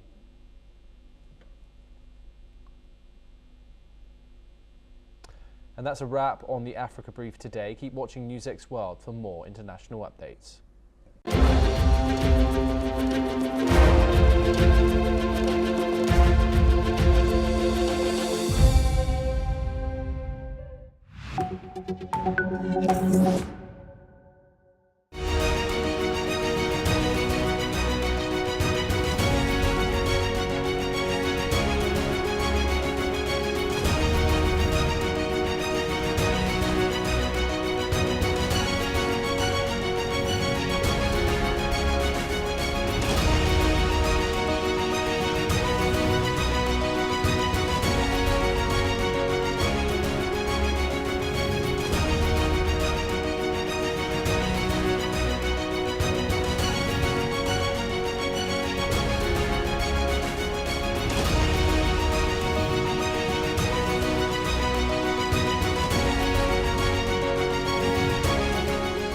In the midst of death, life persists.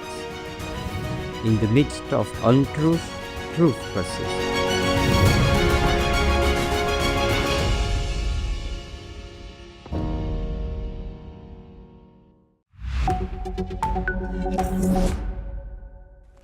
Hello and welcome, I'm Thomas Porteous and you're watching The World Report on NewsX World. Let's take a look at some of the top headlines of the hour.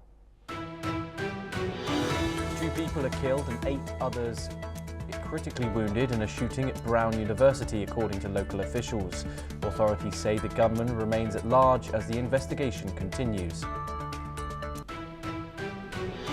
2 US soldiers and a civilian interpreter are killed in Syria after a suspected Islamic State attack on a convoy, US officials have said.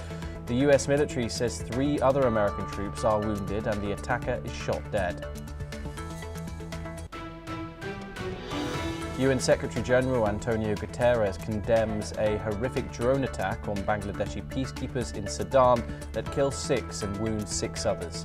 Guterres warns that such attacks may constitute war crimes and says those responsible must be held accountable. EU Commission President Ursula von der Leyen welcomes the release of Belarusian opposition figures and political prisoners by authorities in Minsk. She says the move should strengthen efforts to free all remaining detainees and keep pressure on Belarus over human rights. Ukrainian President Volodymyr Zelensky says he will meet US and European representatives in Berlin to discuss the fundamentals of peace. He says Ukraine needs a dignified peace and guarantees that Russia will not attack again as Germany hosts ceasefire talks ahead of a leaders' summit. Police clash with youth for a second night in Tunisia's city of Karaoun after a man dies following a police chase, according to his family. The unrest comes as tensions rise ahead of the anniversary of the 2011 revolution and calls for a nationwide strike. Thailand's caretaker Prime Minister says there is no ceasefire with Cambodia and the military will continue operations along the disputed border. The statement comes after calls from Malaysia and a US claim of a truce, which both Thai and Cambodian leaders did not confirm. China's Foreign Minister Wang Yi says Beijing is ready to push its comprehensive strategic partnership with the United Arab Emirates to a higher level. Wang cites aligned development goals and strong economic complementary with talks with the UAE's foreign minister.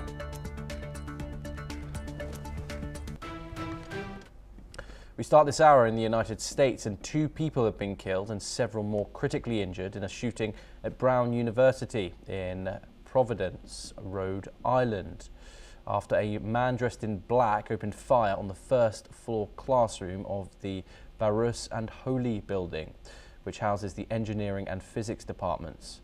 Mayor Brett Smiley says that police are still searching for the shooter who struck at Brown's Barus and Holy Engineering building where exams were taking place at the time. Let's have a look at what the mayor had to say on the incident.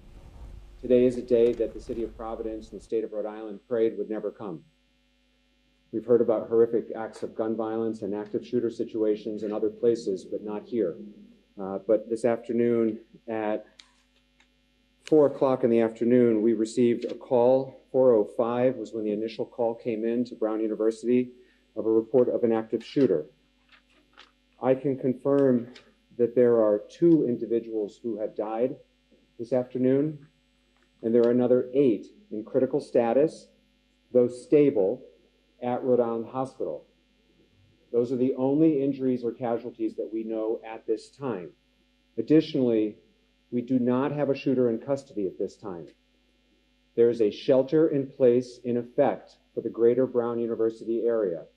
If you live on or near Brown's campus, we are encouraging you to stay home and stay inside. If you're not home at this time, we would encourage you not to return to your homes until the shelter in place has been lifted. Brown, Providence, and the FBI are currently in close coordination as they seek to find the shooter or shooters. The shooting took place at the Barris and Holly building, which is a Brown University engineering and physics building. The building contains both classrooms and lab space, too, and so he will be with us at future updates this evening. Meanwhile, US President Donald Trump, as he returned to the White House from the annual Army-Navy football match, says that he'd been briefed on the situation at Brown University, calling the incident a terrible one. Let's listen in to his statement. I've been fully briefed on the Brown University situation, what a terrible thing it is. And all we can do right now is pray for the victims and for those that were very badly hurt, it looks like. And we'll inform you later as to what's happening, but it's a shame. It's a shame. Just pray. Thank you very much.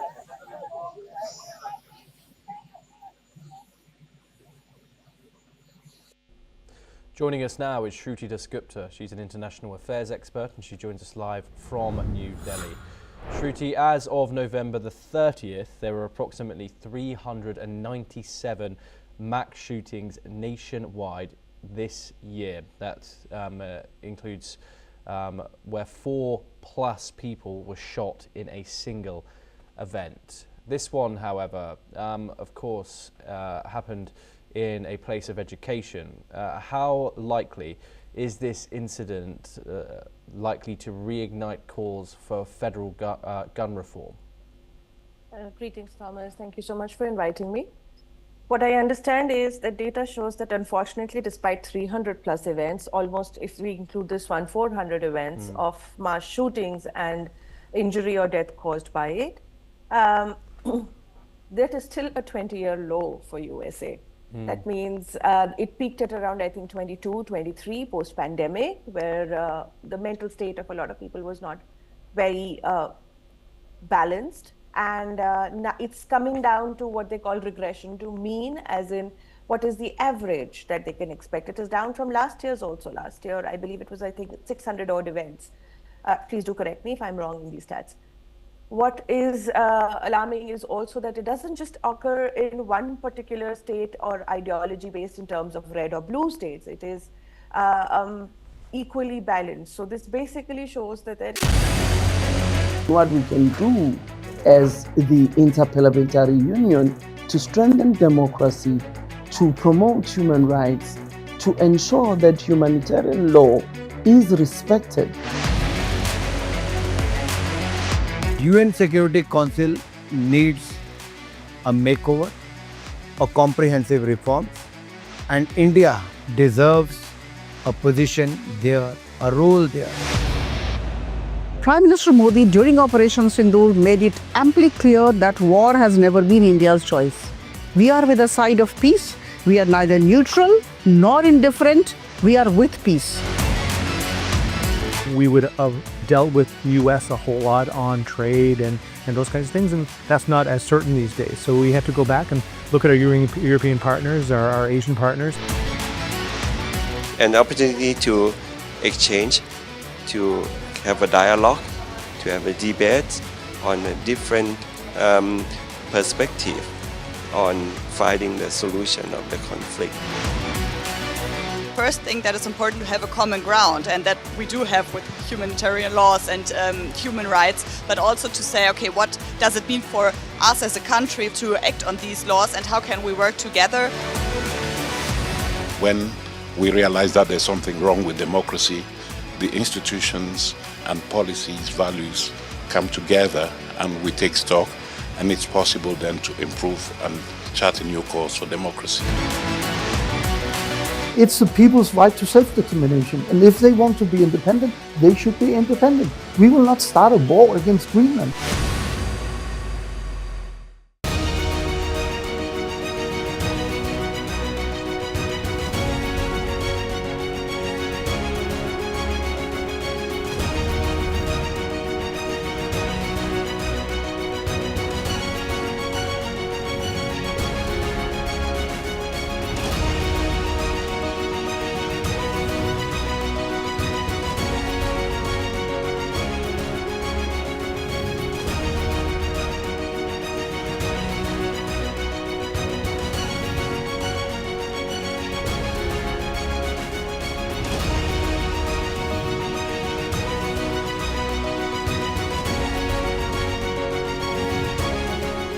In the midst of death, life persists. In the midst of untruth, truth persists.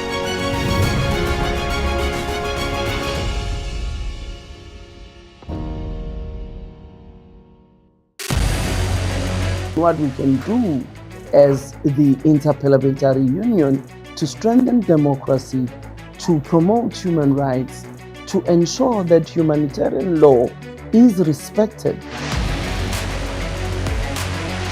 UN Security Council needs a makeover, a comprehensive reform, and India deserves a position there, a role there. Prime Minister Modi during Operation Sindoor made it amply clear that war has never been India's choice. We are with the side of peace. We are neither neutral nor indifferent. We are with peace. We would have dealt with the US a whole lot on trade and those kinds of things, and that's not as certain these days. So we have to go back and look at our European partners, our Asian partners. An opportunity to exchange, to have a dialogue, to have a debate on a different perspective on finding the solution of the conflict. First thing that is important to have a common ground, and that we do have with humanitarian laws and human rights, but also to say, okay, what does it mean for us as a country to act on these laws and how can we work together? When we realize that there's something wrong with democracy, the institutions and policies, values come together and we take stock, and it's possible then to improve and chart a new course for democracy. It's the people's right to self-determination, and if they want to be independent, they should be independent. We will not start a war against Greenland.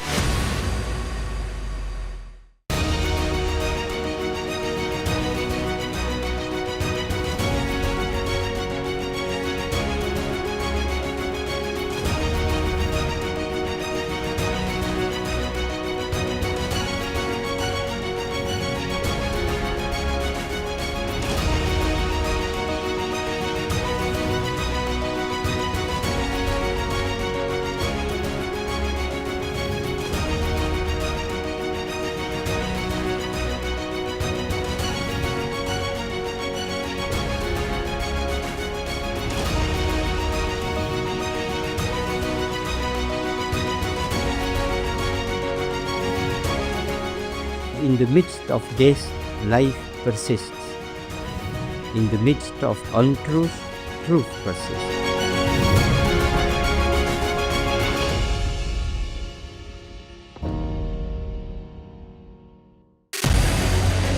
What we can do as the Interparliamentary Union to strengthen democracy.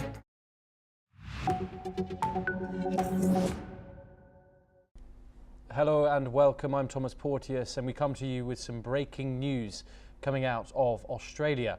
An active police operation is underway at Bondi Beach, Sydney, where an event to mark the first day of Hanukkah was scheduled to take place.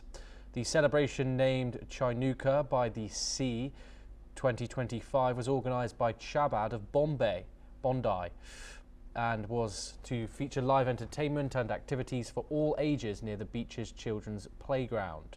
Reports emerged that 2 people are in police custody, with authorities urging the public to avoid the area. New South Wales police are responding to reports of an active shooter, with multiple shots allegedly fired at one of Australia's most iconic beaches. Locals have reported hearing gunshots and seeing large crowds fleeing the beach. While it is unclear if there have been any injuries, police vehicles have been seen flooding the area, particularly around Campbell Parade. The situation remains ongoing, with the police urging everyone to stay clear of the scene. Some huge developments coming out of Australia this hour, where New South Wales police say 2 people are now in custody in response to a developing incident at Bondi Beach. We are trying to get the visuals that we have for you now, as we can see police flooding the area there, people fleeing. There is an operation underway. Eyewitnesses have described running and fleeing crowds as the Hanukkah event was scheduled to take place at 5 o'clock local time. This event, named Chanukah by the Sea 2025, was indeed set to mark the first day of Hanukkah, the 12-day Jewish festival, which takes place every year, which marks 12 days of gift giving in the Indo-Pacific nation. Australia, of course, has seen a rise in anti-Semitic incidents recently, and it's run for historical highs for a second year running ever since the start of the Gaza war in October of 2023. Violent incidents have also been on the rise in regards to this. Now, we don't know the motives of the suspects currently.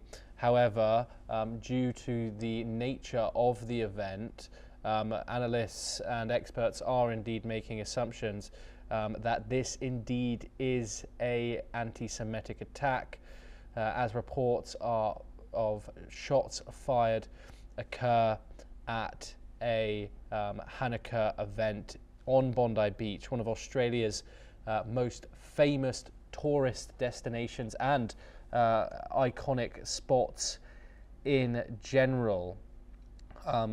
We have seen Australia this year seen frequent attacks on Jewish people in the country, including verbal abuse, intimidation, Nazi salutes, graffiti, vandalism, and physical assaults. This year, running to October 2025, the Executive Council of Australian Jewry logged over 1,600 anti-Jewish incidents, 5 times pre-October the 7th, 2023 levels. Now, we're going to run some unverified visuals from the Bondi Beach, and it shows 2 people in police custody. The visuals posted on social media show 2 individuals on the ground as police swarm around them. There, of course, is no official confirmation of any such arrest, and police are on the site right now. If you're just tuning in, New South Wales have said 2 people are in custody to respond to what they call a developing incident at the iconic Bondi Beach, where they say an operation is underway. We're running visuals that are sourced from X right now in relation to the incident. Australian Prime Minister Anthony Albanese's spokesperson says that they are aware of an active security situation, according to the Reuters news agency, and local media has reported that there is an active shooting on site. However, it is not yet clear if there is any casualties, if anyone else is injured, has been injured or worse in the incident. But of course, a terrible, terrible incident occurring in Sydney's Bondi Beach today, marking the first day of the 12-day festival of Hanukkah. In terms of anti-Semitism in Australia, that's been on a rise. 5 times as many incidents reported in the year of 2025 and 2024 prior to the October the 7th attacks. Australia's Jewish population is around 117,000 people, roughly around 0.5% of Australia's total population. It makes Australia one of the top 10 countries by Jewish populations worldwide. Okay, we're now joined by Dr. Emmanuel Navon, an international relations lecturer at Tel Aviv University and senior fellow at the Jerusalem Institute for Strategy and Security, joining us live from Tel Aviv. Dr. Navon, thank you very much for joining us. Can I just get your instant reaction to this tragic event that's happened in front of us? Of course, we are limited for information right now. However, what we do know is that the event was scheduled to celebrate the first day of Hanukkah. And of course, anti-Semitic attacks in Australia have been on the rise fivefold over the past 2 years. What are your thoughts on this incident, Dr. Navon? Well, first of all, the symbol is important. It's a holiday that celebrates an event that took place over 2,000 years ago, when the Jews already back then were fighting in their land against the forces that tried to eradicate them. And the Jews prevailed, but those forces that tried to eradicate the Jews unfortunately still exist today. And as for the anti-Semitic attacks that you mentioned in Australia, they are in fact the outcome of intense demonization coming from mostly Qatar-funded propaganda relayed by Muslim immigrants in Australia that demonize the state of Israel and basically forces the Jews to disconnect themselves from Israel, to make a choice. Basically this campaign that consists of demonizing and diabolizing Israel, obviously in itself encourages violence against Jews, because most Jews in the diaspora identify with Israel, and if Israel is such evil, so all Jews are responsible, and therefore they are a legitimate target of jihad. And that is exactly what happened in Australia today. Yeah, and Dr. Navon, what more can you tell us about the rise in anti-Semitic attacks, not just in Australia, but of course worldwide? Violent attacks like this have also been on the rise. We saw just a couple of months ago a deadly attack in Manchester, England. Prior to that, of course, you saw the 2 embassy workers in Washington, D.C. that were also murdered. What is the impact that October the 7th has had on, and of course Israel's war in Gaza, on Jews worldwide? How is it affecting their safety? I don't even think the word anti-Semitic or anti-Semitism is appropriate to describe what is happening since October 7 worldwide against the Jews. Anti-Semitism is a hatred of the Jews, and this hatred has existed since before antiquity. What we are discussing today is not whether or not some people in the West or elsewhere still have negative feelings toward Jews and think that they have too much power.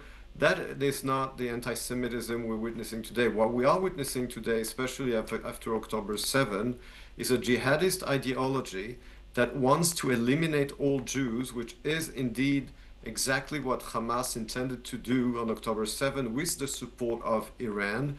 And you have this hatred which is also spread around the world by the Muslim Brotherhood and funded by Qatar, that, as I said before, demonizes and diabolizes Israel and therefore the Jews in general. And therefore you have this violence against Jewish community. You mentioned Manchester, you mentioned the killing also at the Washington embassy event about a year ago. This demonization of Israel has consequences, because if Israel is such evil according to those jihadist ideologists, therefore all Jews are a legitimate target, and therefore the word anti-Semitism is outdated to describe this hatred that is coordinated and carried out by the Muslim Brothers and that is funded by Qatar. Dr. Navon, critics say, of course, that Israel's actions in the Gaza Strip have put a negative perception on Jewish people worldwide. What we can see is a 5 times increase on attacks in Jews in Australia. What would you say to critics who claim that? That they are wrong, because this hatred and this violence started in fact before. I mean, as a matter of fact, the fact that Israel led a war of self-defense in the Gaza Strip, in Lebanon, and in Iran is a consequence of October 7. It's not the cause of October 7. So those people have the logic backward.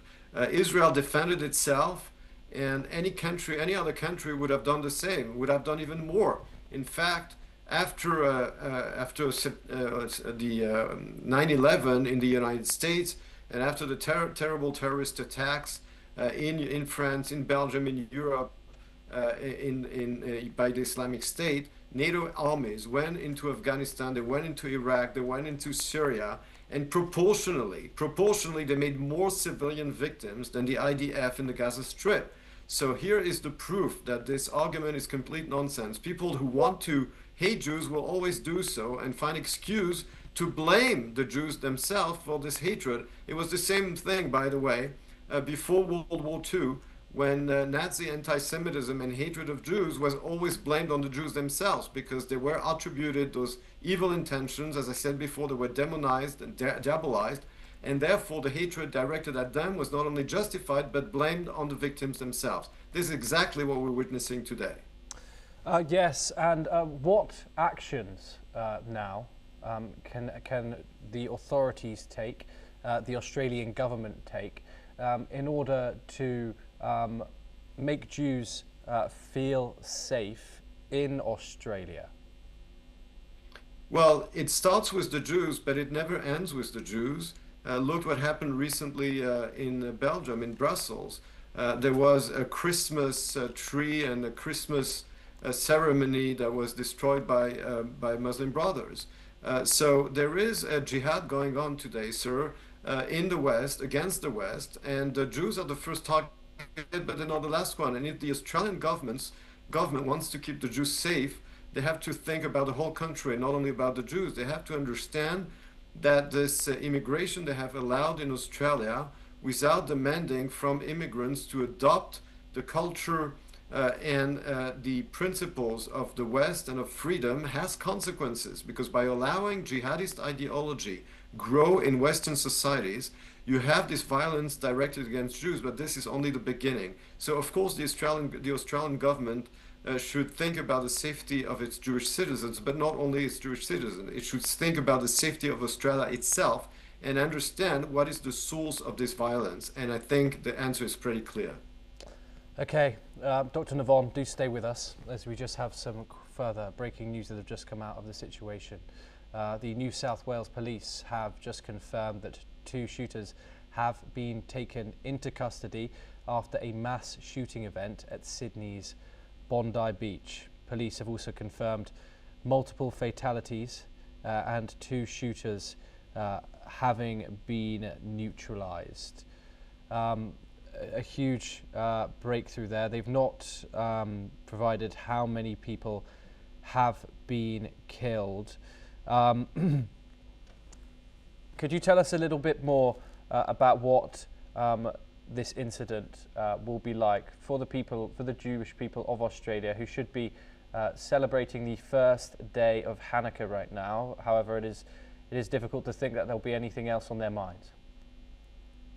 Well, again, it goes to show that when you have the Jews of Australia celebrating a Jewish holiday, which is over 2,000 years old as a holiday, they are being targeted because as Jews, they are identified by jihadists as part of the Jewish people and of Israel. And therefore, this whole nonsense that the jihadists, differentiate between Jews and Zionists is complete nonsense, because here you have Jews in Australia celebrating a 2,000-year-old holiday being targeted because Israel is being diabolized and delegitimized. And therefore, this global jihad against the Jewish people worldwide is really forcing the Jews in the diaspora to take a stance on Israel because they don't have a choice. And so I think that this is going to be a turning point in the history of the Jewish community and Jewish diaspora in Australia. And this unfortunately confirms a global trend in the free world, in the Western world, regarding the safety or lack thereof of the Jewish community, as I said, as a result of this global jihad which is carried out by the Muslim Brothers and funded mostly by Qatar.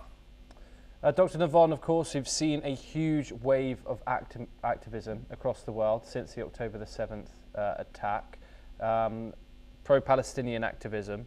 Do you think there's a point at which anti-Israel activism tips into anti-Semitism, and how clearly has this line been crossed in recent years? Well, I think the most efficient way of distinguishing between legitimate criticism and anti-Semitism, of course, criticizing Israel is not anti-Semitic, because most Israelis are very critical of their government and they criticize their own country all the time. That is not anti-Semitic.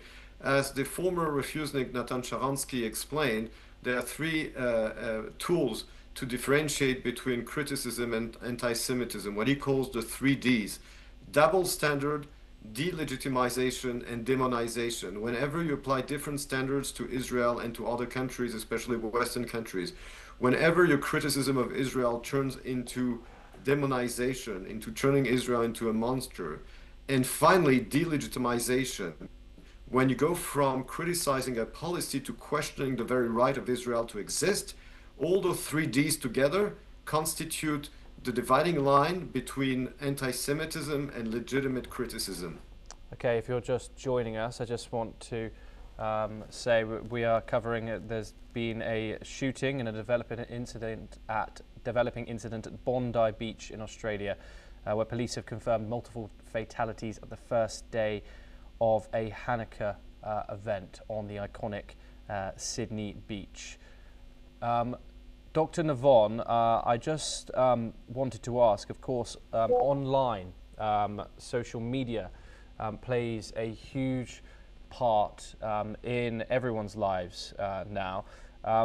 What role does online radicalization play in turning grievance into real-world violence? Of course, we don't know the identity of the attackers, their motives, anything like that yet.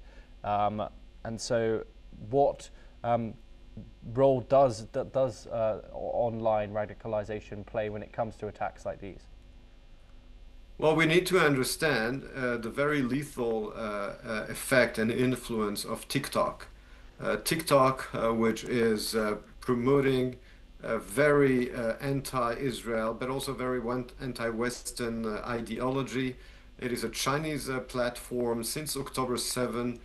TikTok basically has been promoting the Islamic propaganda, promoting a very, as I said, anti-Western and anti-Israel narrative. And this, of course, has an impact on the youth especially, but social media in general. Social media in general spread a lot of fake news, tend to expose people mostly to the opinions they agree with. And of course, this demonization of Israel has a very large echo on social media, especially TikTok. So this is, of course, the influence of TikTok is an issue for Israel, but as I said, it is also an issue for the free world. And free nations today have to get together to fight this scourge of jihad and of this alliance between radical Islam and autocratic regimes such as China and Russia. The free world must get together and understand that the Jewish people and Israel is the first target, is on the front line, but it is not the last one. And if the free world does not get together, does not unite, everybody will be threatened. Dr. Navon, we have some breaking news coming in. Now, local media in Australia is reporting that at least 10 people have been killed in the attack at Bondi Beach today, while one shooter has been killed in the police response to the incident. More details are, of course, awaited. Dr. Navon, if the statistics turn out to be true, they are what local media is reporting. What can I get? Can I get a response to that? 10 people killed celebrating the first day of Hanukkah on Bondi Beach in Sydney.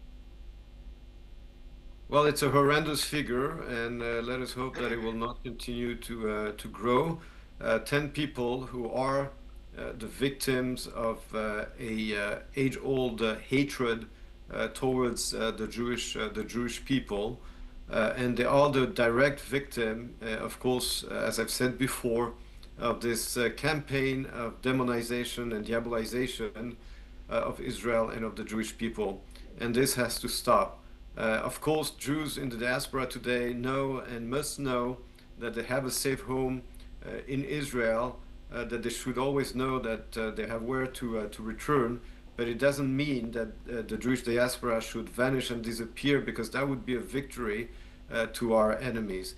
So there has to be a lot of solidarity between Israel and the diaspora and the free world, but those 10 people who've been murdered have been the victim of this anti-Semitic hatred, as I said, promoted by a jihadist ideology with the support and financial support of Qatar.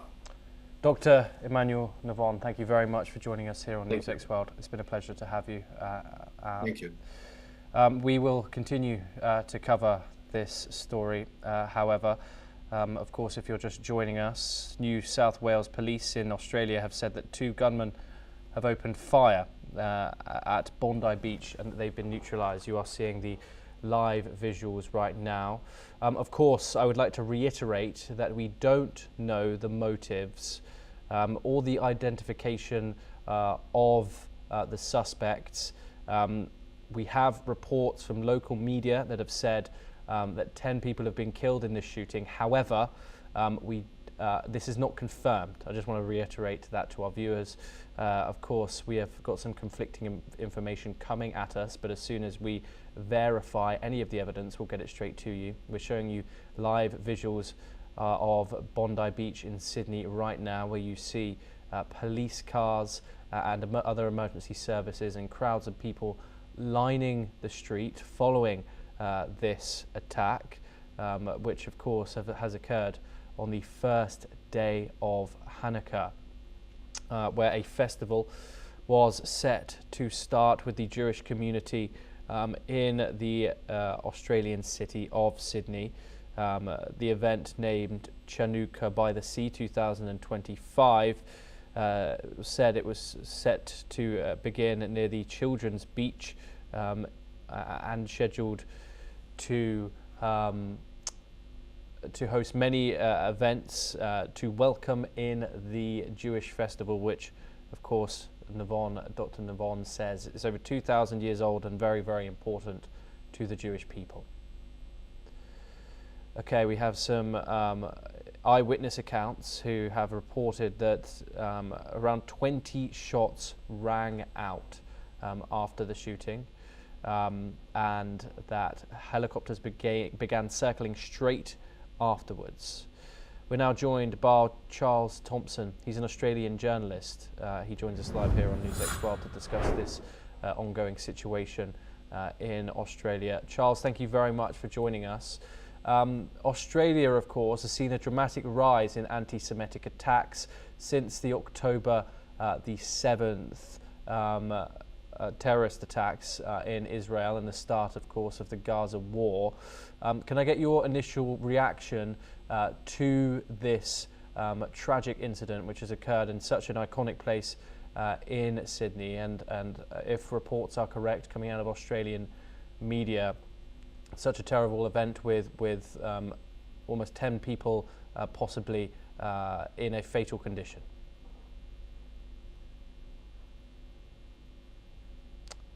Charles, can you hear me?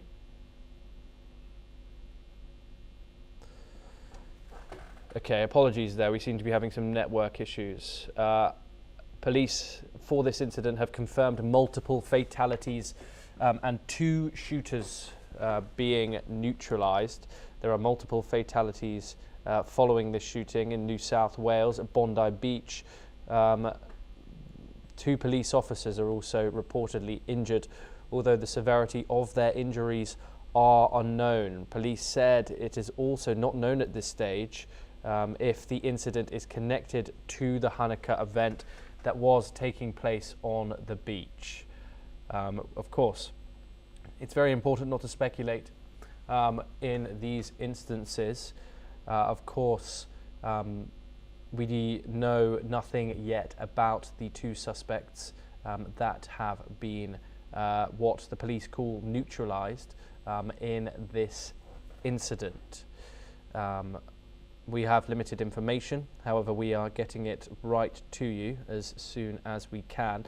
But what we do know is that there was a Hanukkah event taking place on the beach.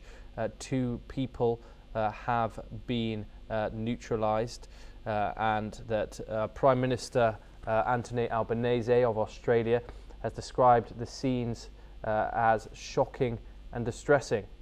A statement now from the Australian Prime Minister has spoken to the Australian Federal Police Commissioner and the New South Wales Premier.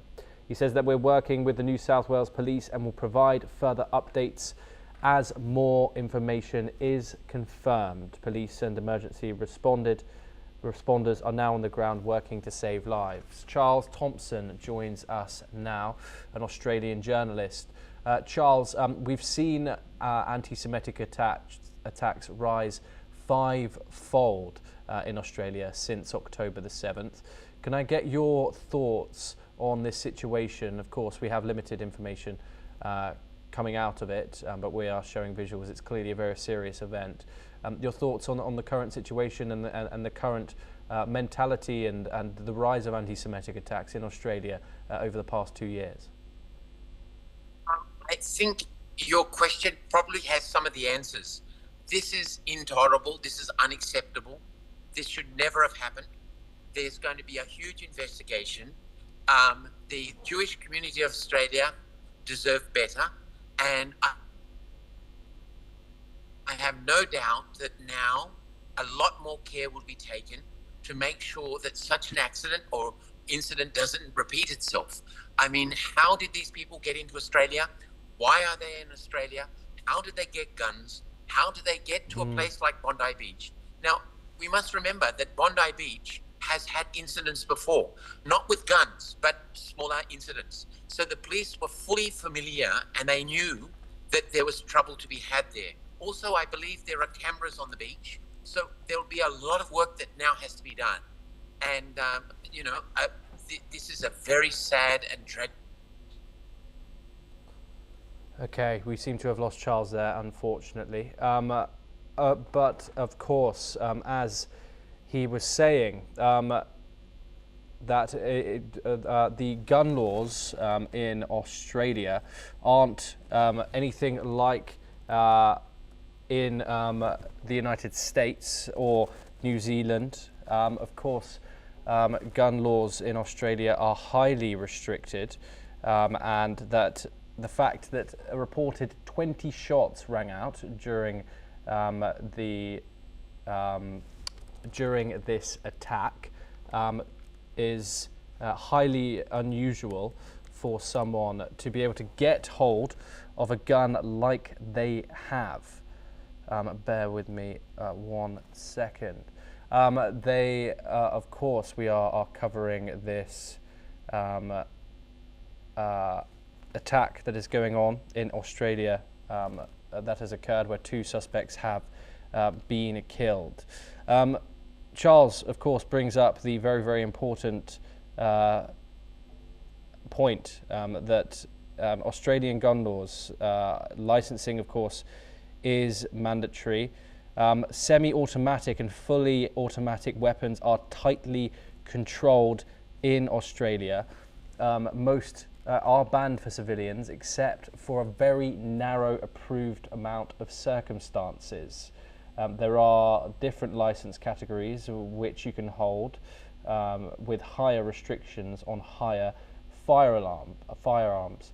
However, the idea that an individual accessed a huge tourist spot like Bondi Beach with what sounds like an automatic weapon is a significant moment.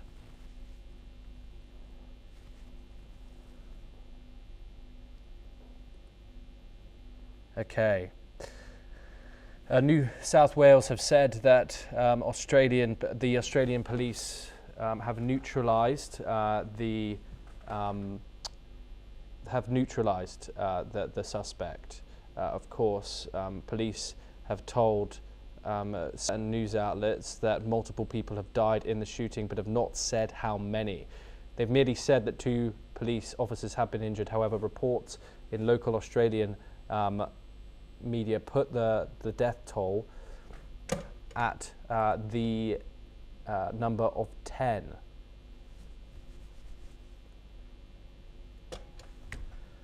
Okay, that is a wrap, of course, on our coverage of this shooting. However, we will continue to bring more updates as information does become available. Apologies, we have one more breaking coming. Okay. The Australian Prime Minister Anthony Albanese has issued a statement following the active shooter situation at Bondi Beach. Speaking with the New South Wales Premier, the Prime Minister confirmed that authorities are working closely with the police and will provide updates as more information becomes available. In an emotional response, the Prime Minister described the scenes in Bondi as shocking and distressing, expressing his thoughts for those affected.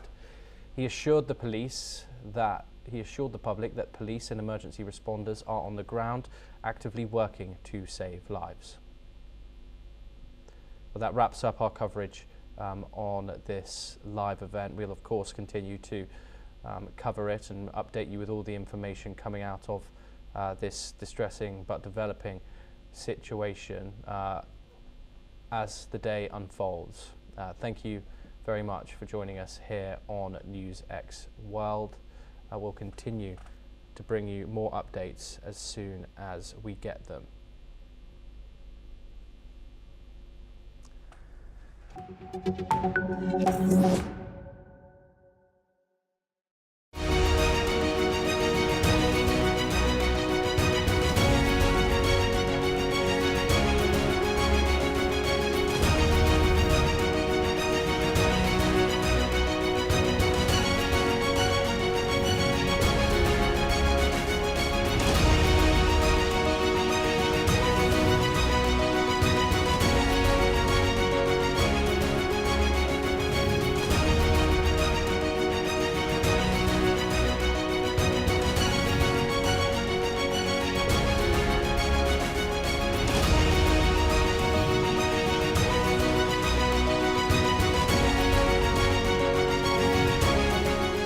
In the midst of death, life persists.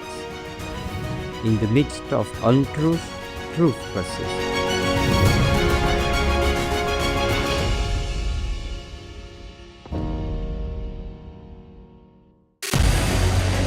What we can do as the Interparliamentary Union to strengthen democracy, to promote human rights, to ensure that humanitarian law is respected.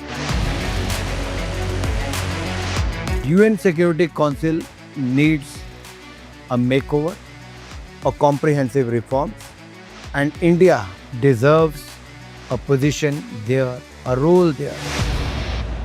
Prime Minister Modi during Operation Sindoor made it amply clear that war has never been India's choice. We are with the side of peace. We are neither neutral nor indifferent. We are with peace. We would have dealt with US a whole lot on trade and those kinds of things, and that's not as certain these days. So we have to go back and look at our European partners, our Asian partners. An opportunity to exchange, to have a dialogue, to have a debate on a different perspective on finding the solution of the conflict. First thing that is important to have a common ground, and that we do have with humanitarian laws and human rights, but also to say, okay, what does it mean for us as a country to act on these laws, and how can we work together? When we realize that there's something wrong with democracy, the institutions and policies, values come together and we take stock, and it's possible then to improve and chart a new course for democracy. It's the people's right to self-determination, and if they want to be independent, they should be independent. We will not start a war against Greenland.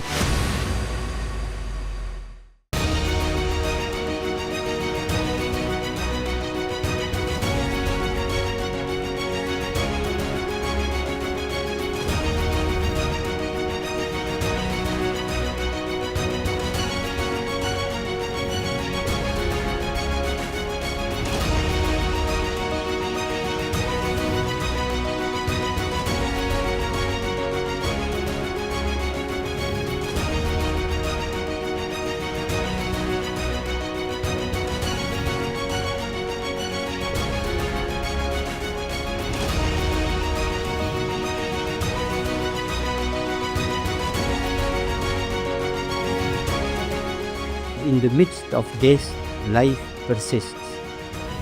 In the midst of untruth, truth persists.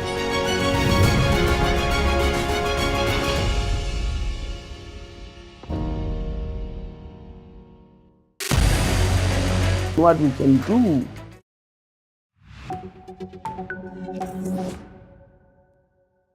Hello and welcome back to our coverage on the ongoing situation in Sydney, Australia, where 2 suspects have been arrested and reports of a shooting on the first day of a Hanukkah event have taken place. Now, reports have from Australian media have said that 10 people have reported to have been killed in the attack. However, we'll of course confirm those reports when we get the confirmed information. We have some reactions coming in, and Israeli President Isaac Herzog has released a statement on the Bondi Beach shooting. Let's listen in to his statement. In these very moments, our sisters and brothers in Sydney, Australia, are being attacked by vile terrorists in a very cruel attack on Jews who went to light the first candle of Hanukkah on Bondi Beach. Our heart goes out to them. Our heart misses a beat. The entire nation of Israel misses a beat in this very moment as we pray for the recovery of the wounded. We pray for them, and we pray for those who've lost their lives. We send our warmest strength from here, from Jerusalem, and we repeat our alert time and again to the Australian government to seek action and fight against the enormous wave of anti-Semitism which is plaguing Australian society. Let's hope for better news, and we hope to see them all healing. We're now joined by Major General Sudhakar Ji. He's an international relations and defence expert, joining us live from New Delhi. Major General Ji, always a pleasure to talk to you, usually in much better circumstances than this. Of course, this is a hugely significant attack.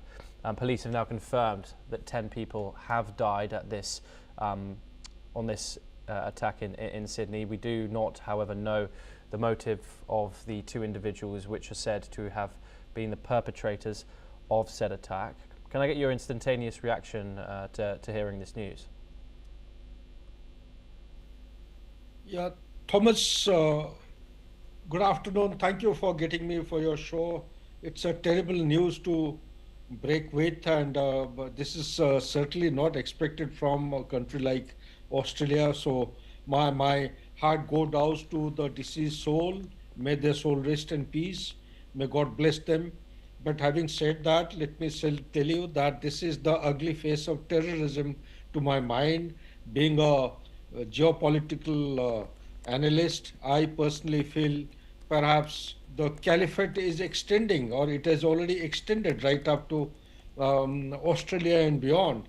So this could be a targeted killing of the Israelis who had gone to light the candle on the festival they observe.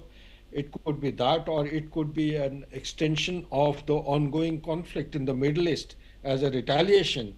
Perhaps there could be some footprint, some linkage of the Hamas, and at the moment it would be too premature to comment, but we have to have patience and await for investigations or some kind of inputs coming to light. Only then we can join the dots and come to a conclusion. But at the moment, I pray for the people of Australia. My heart reaches out to the people over there, and may God give them strength and courage to face this challenge, and let the entire humanity come together, find a common solution to counter the terrorism all over the world. Back to you, Thomas.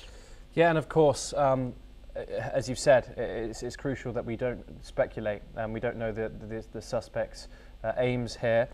All we do know is what the police have said, and the police have said that 10 individuals have now been killed in the famous Sydney tourist spot of Bondi Beach. However, what we do know is that anti-Semitic attacks have been rife in Australia since October the 7th.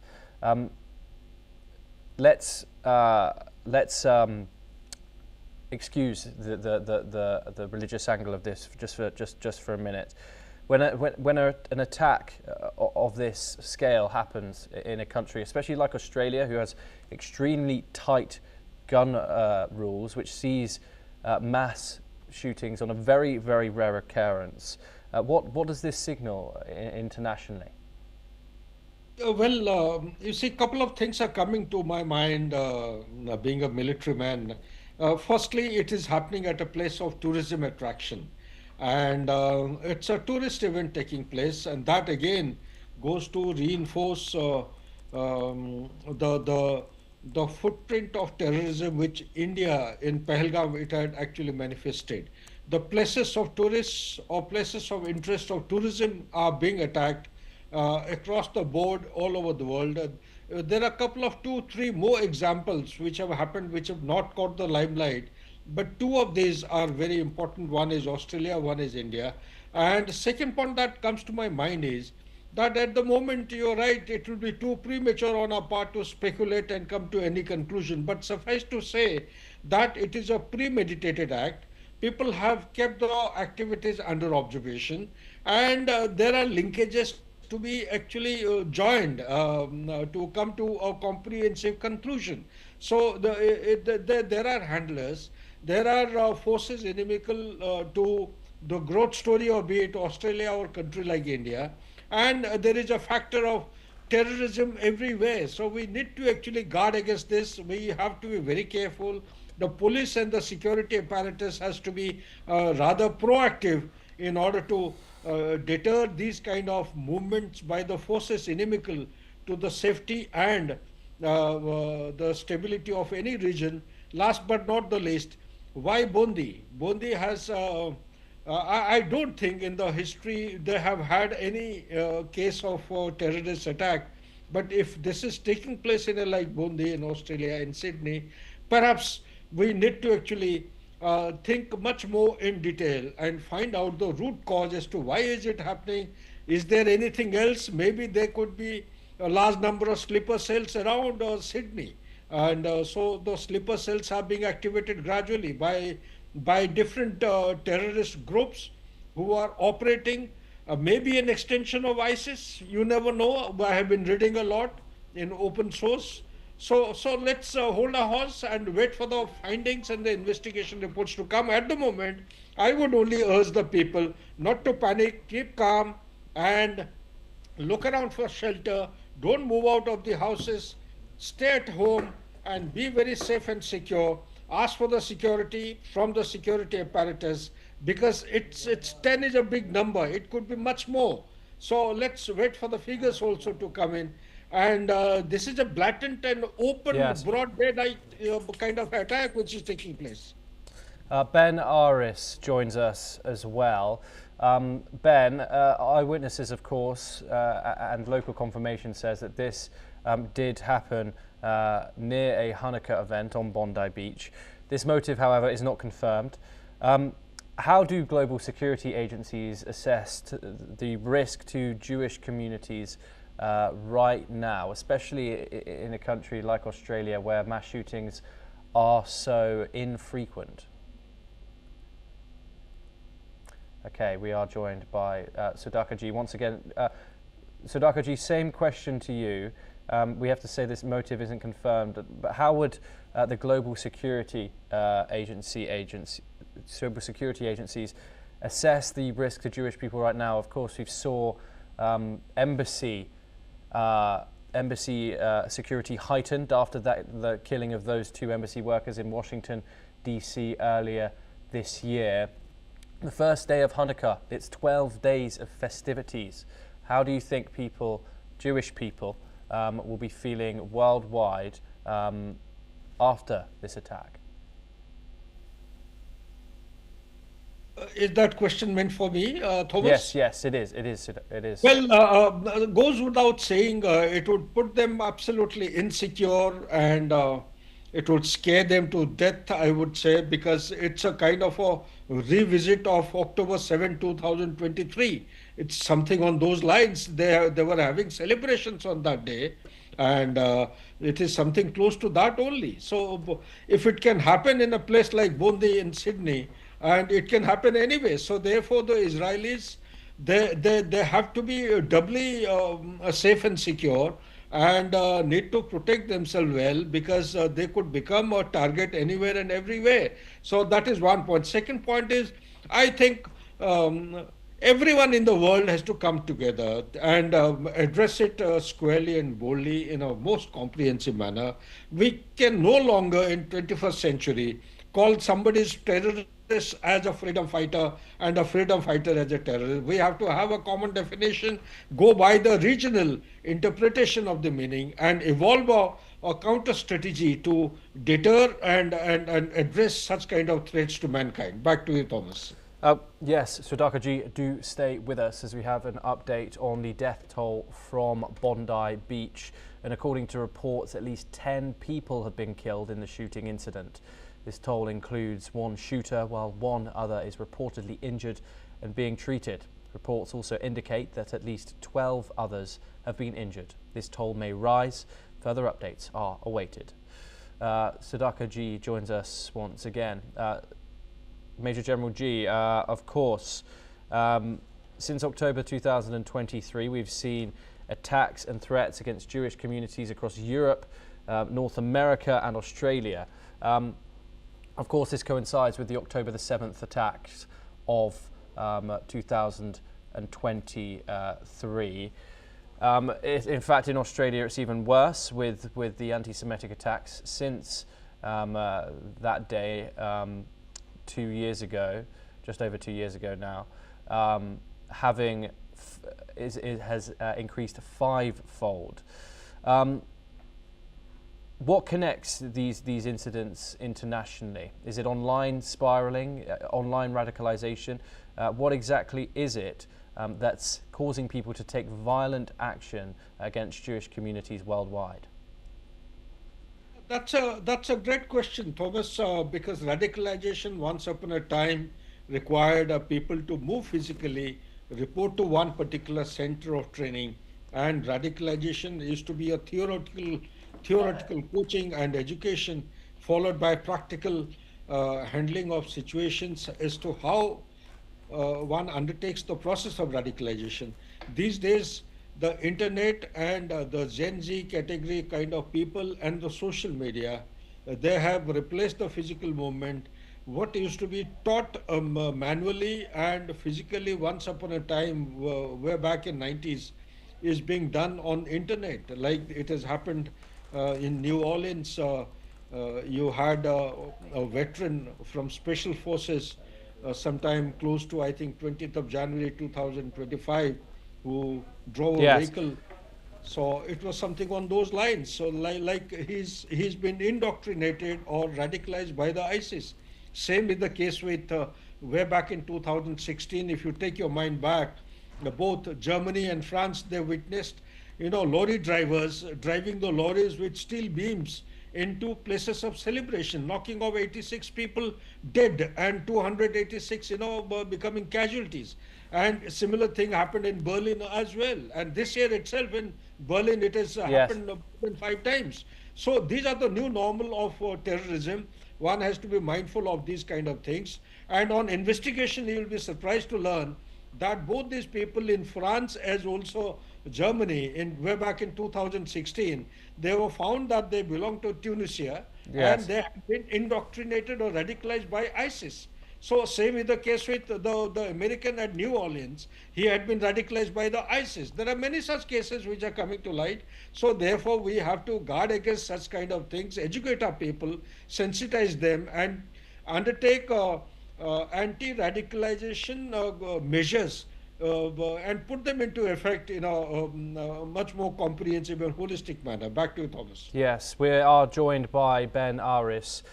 He is a journalist. He joins us live from Berlin. Ben, thank you very much for joining us on this developing situation. Of course, as we've said previously, we don't know the suspects' motives. We don't know the suspects' names. We know very little about this situation. We have a death toll. We have an event which was taking place at the time of the attack.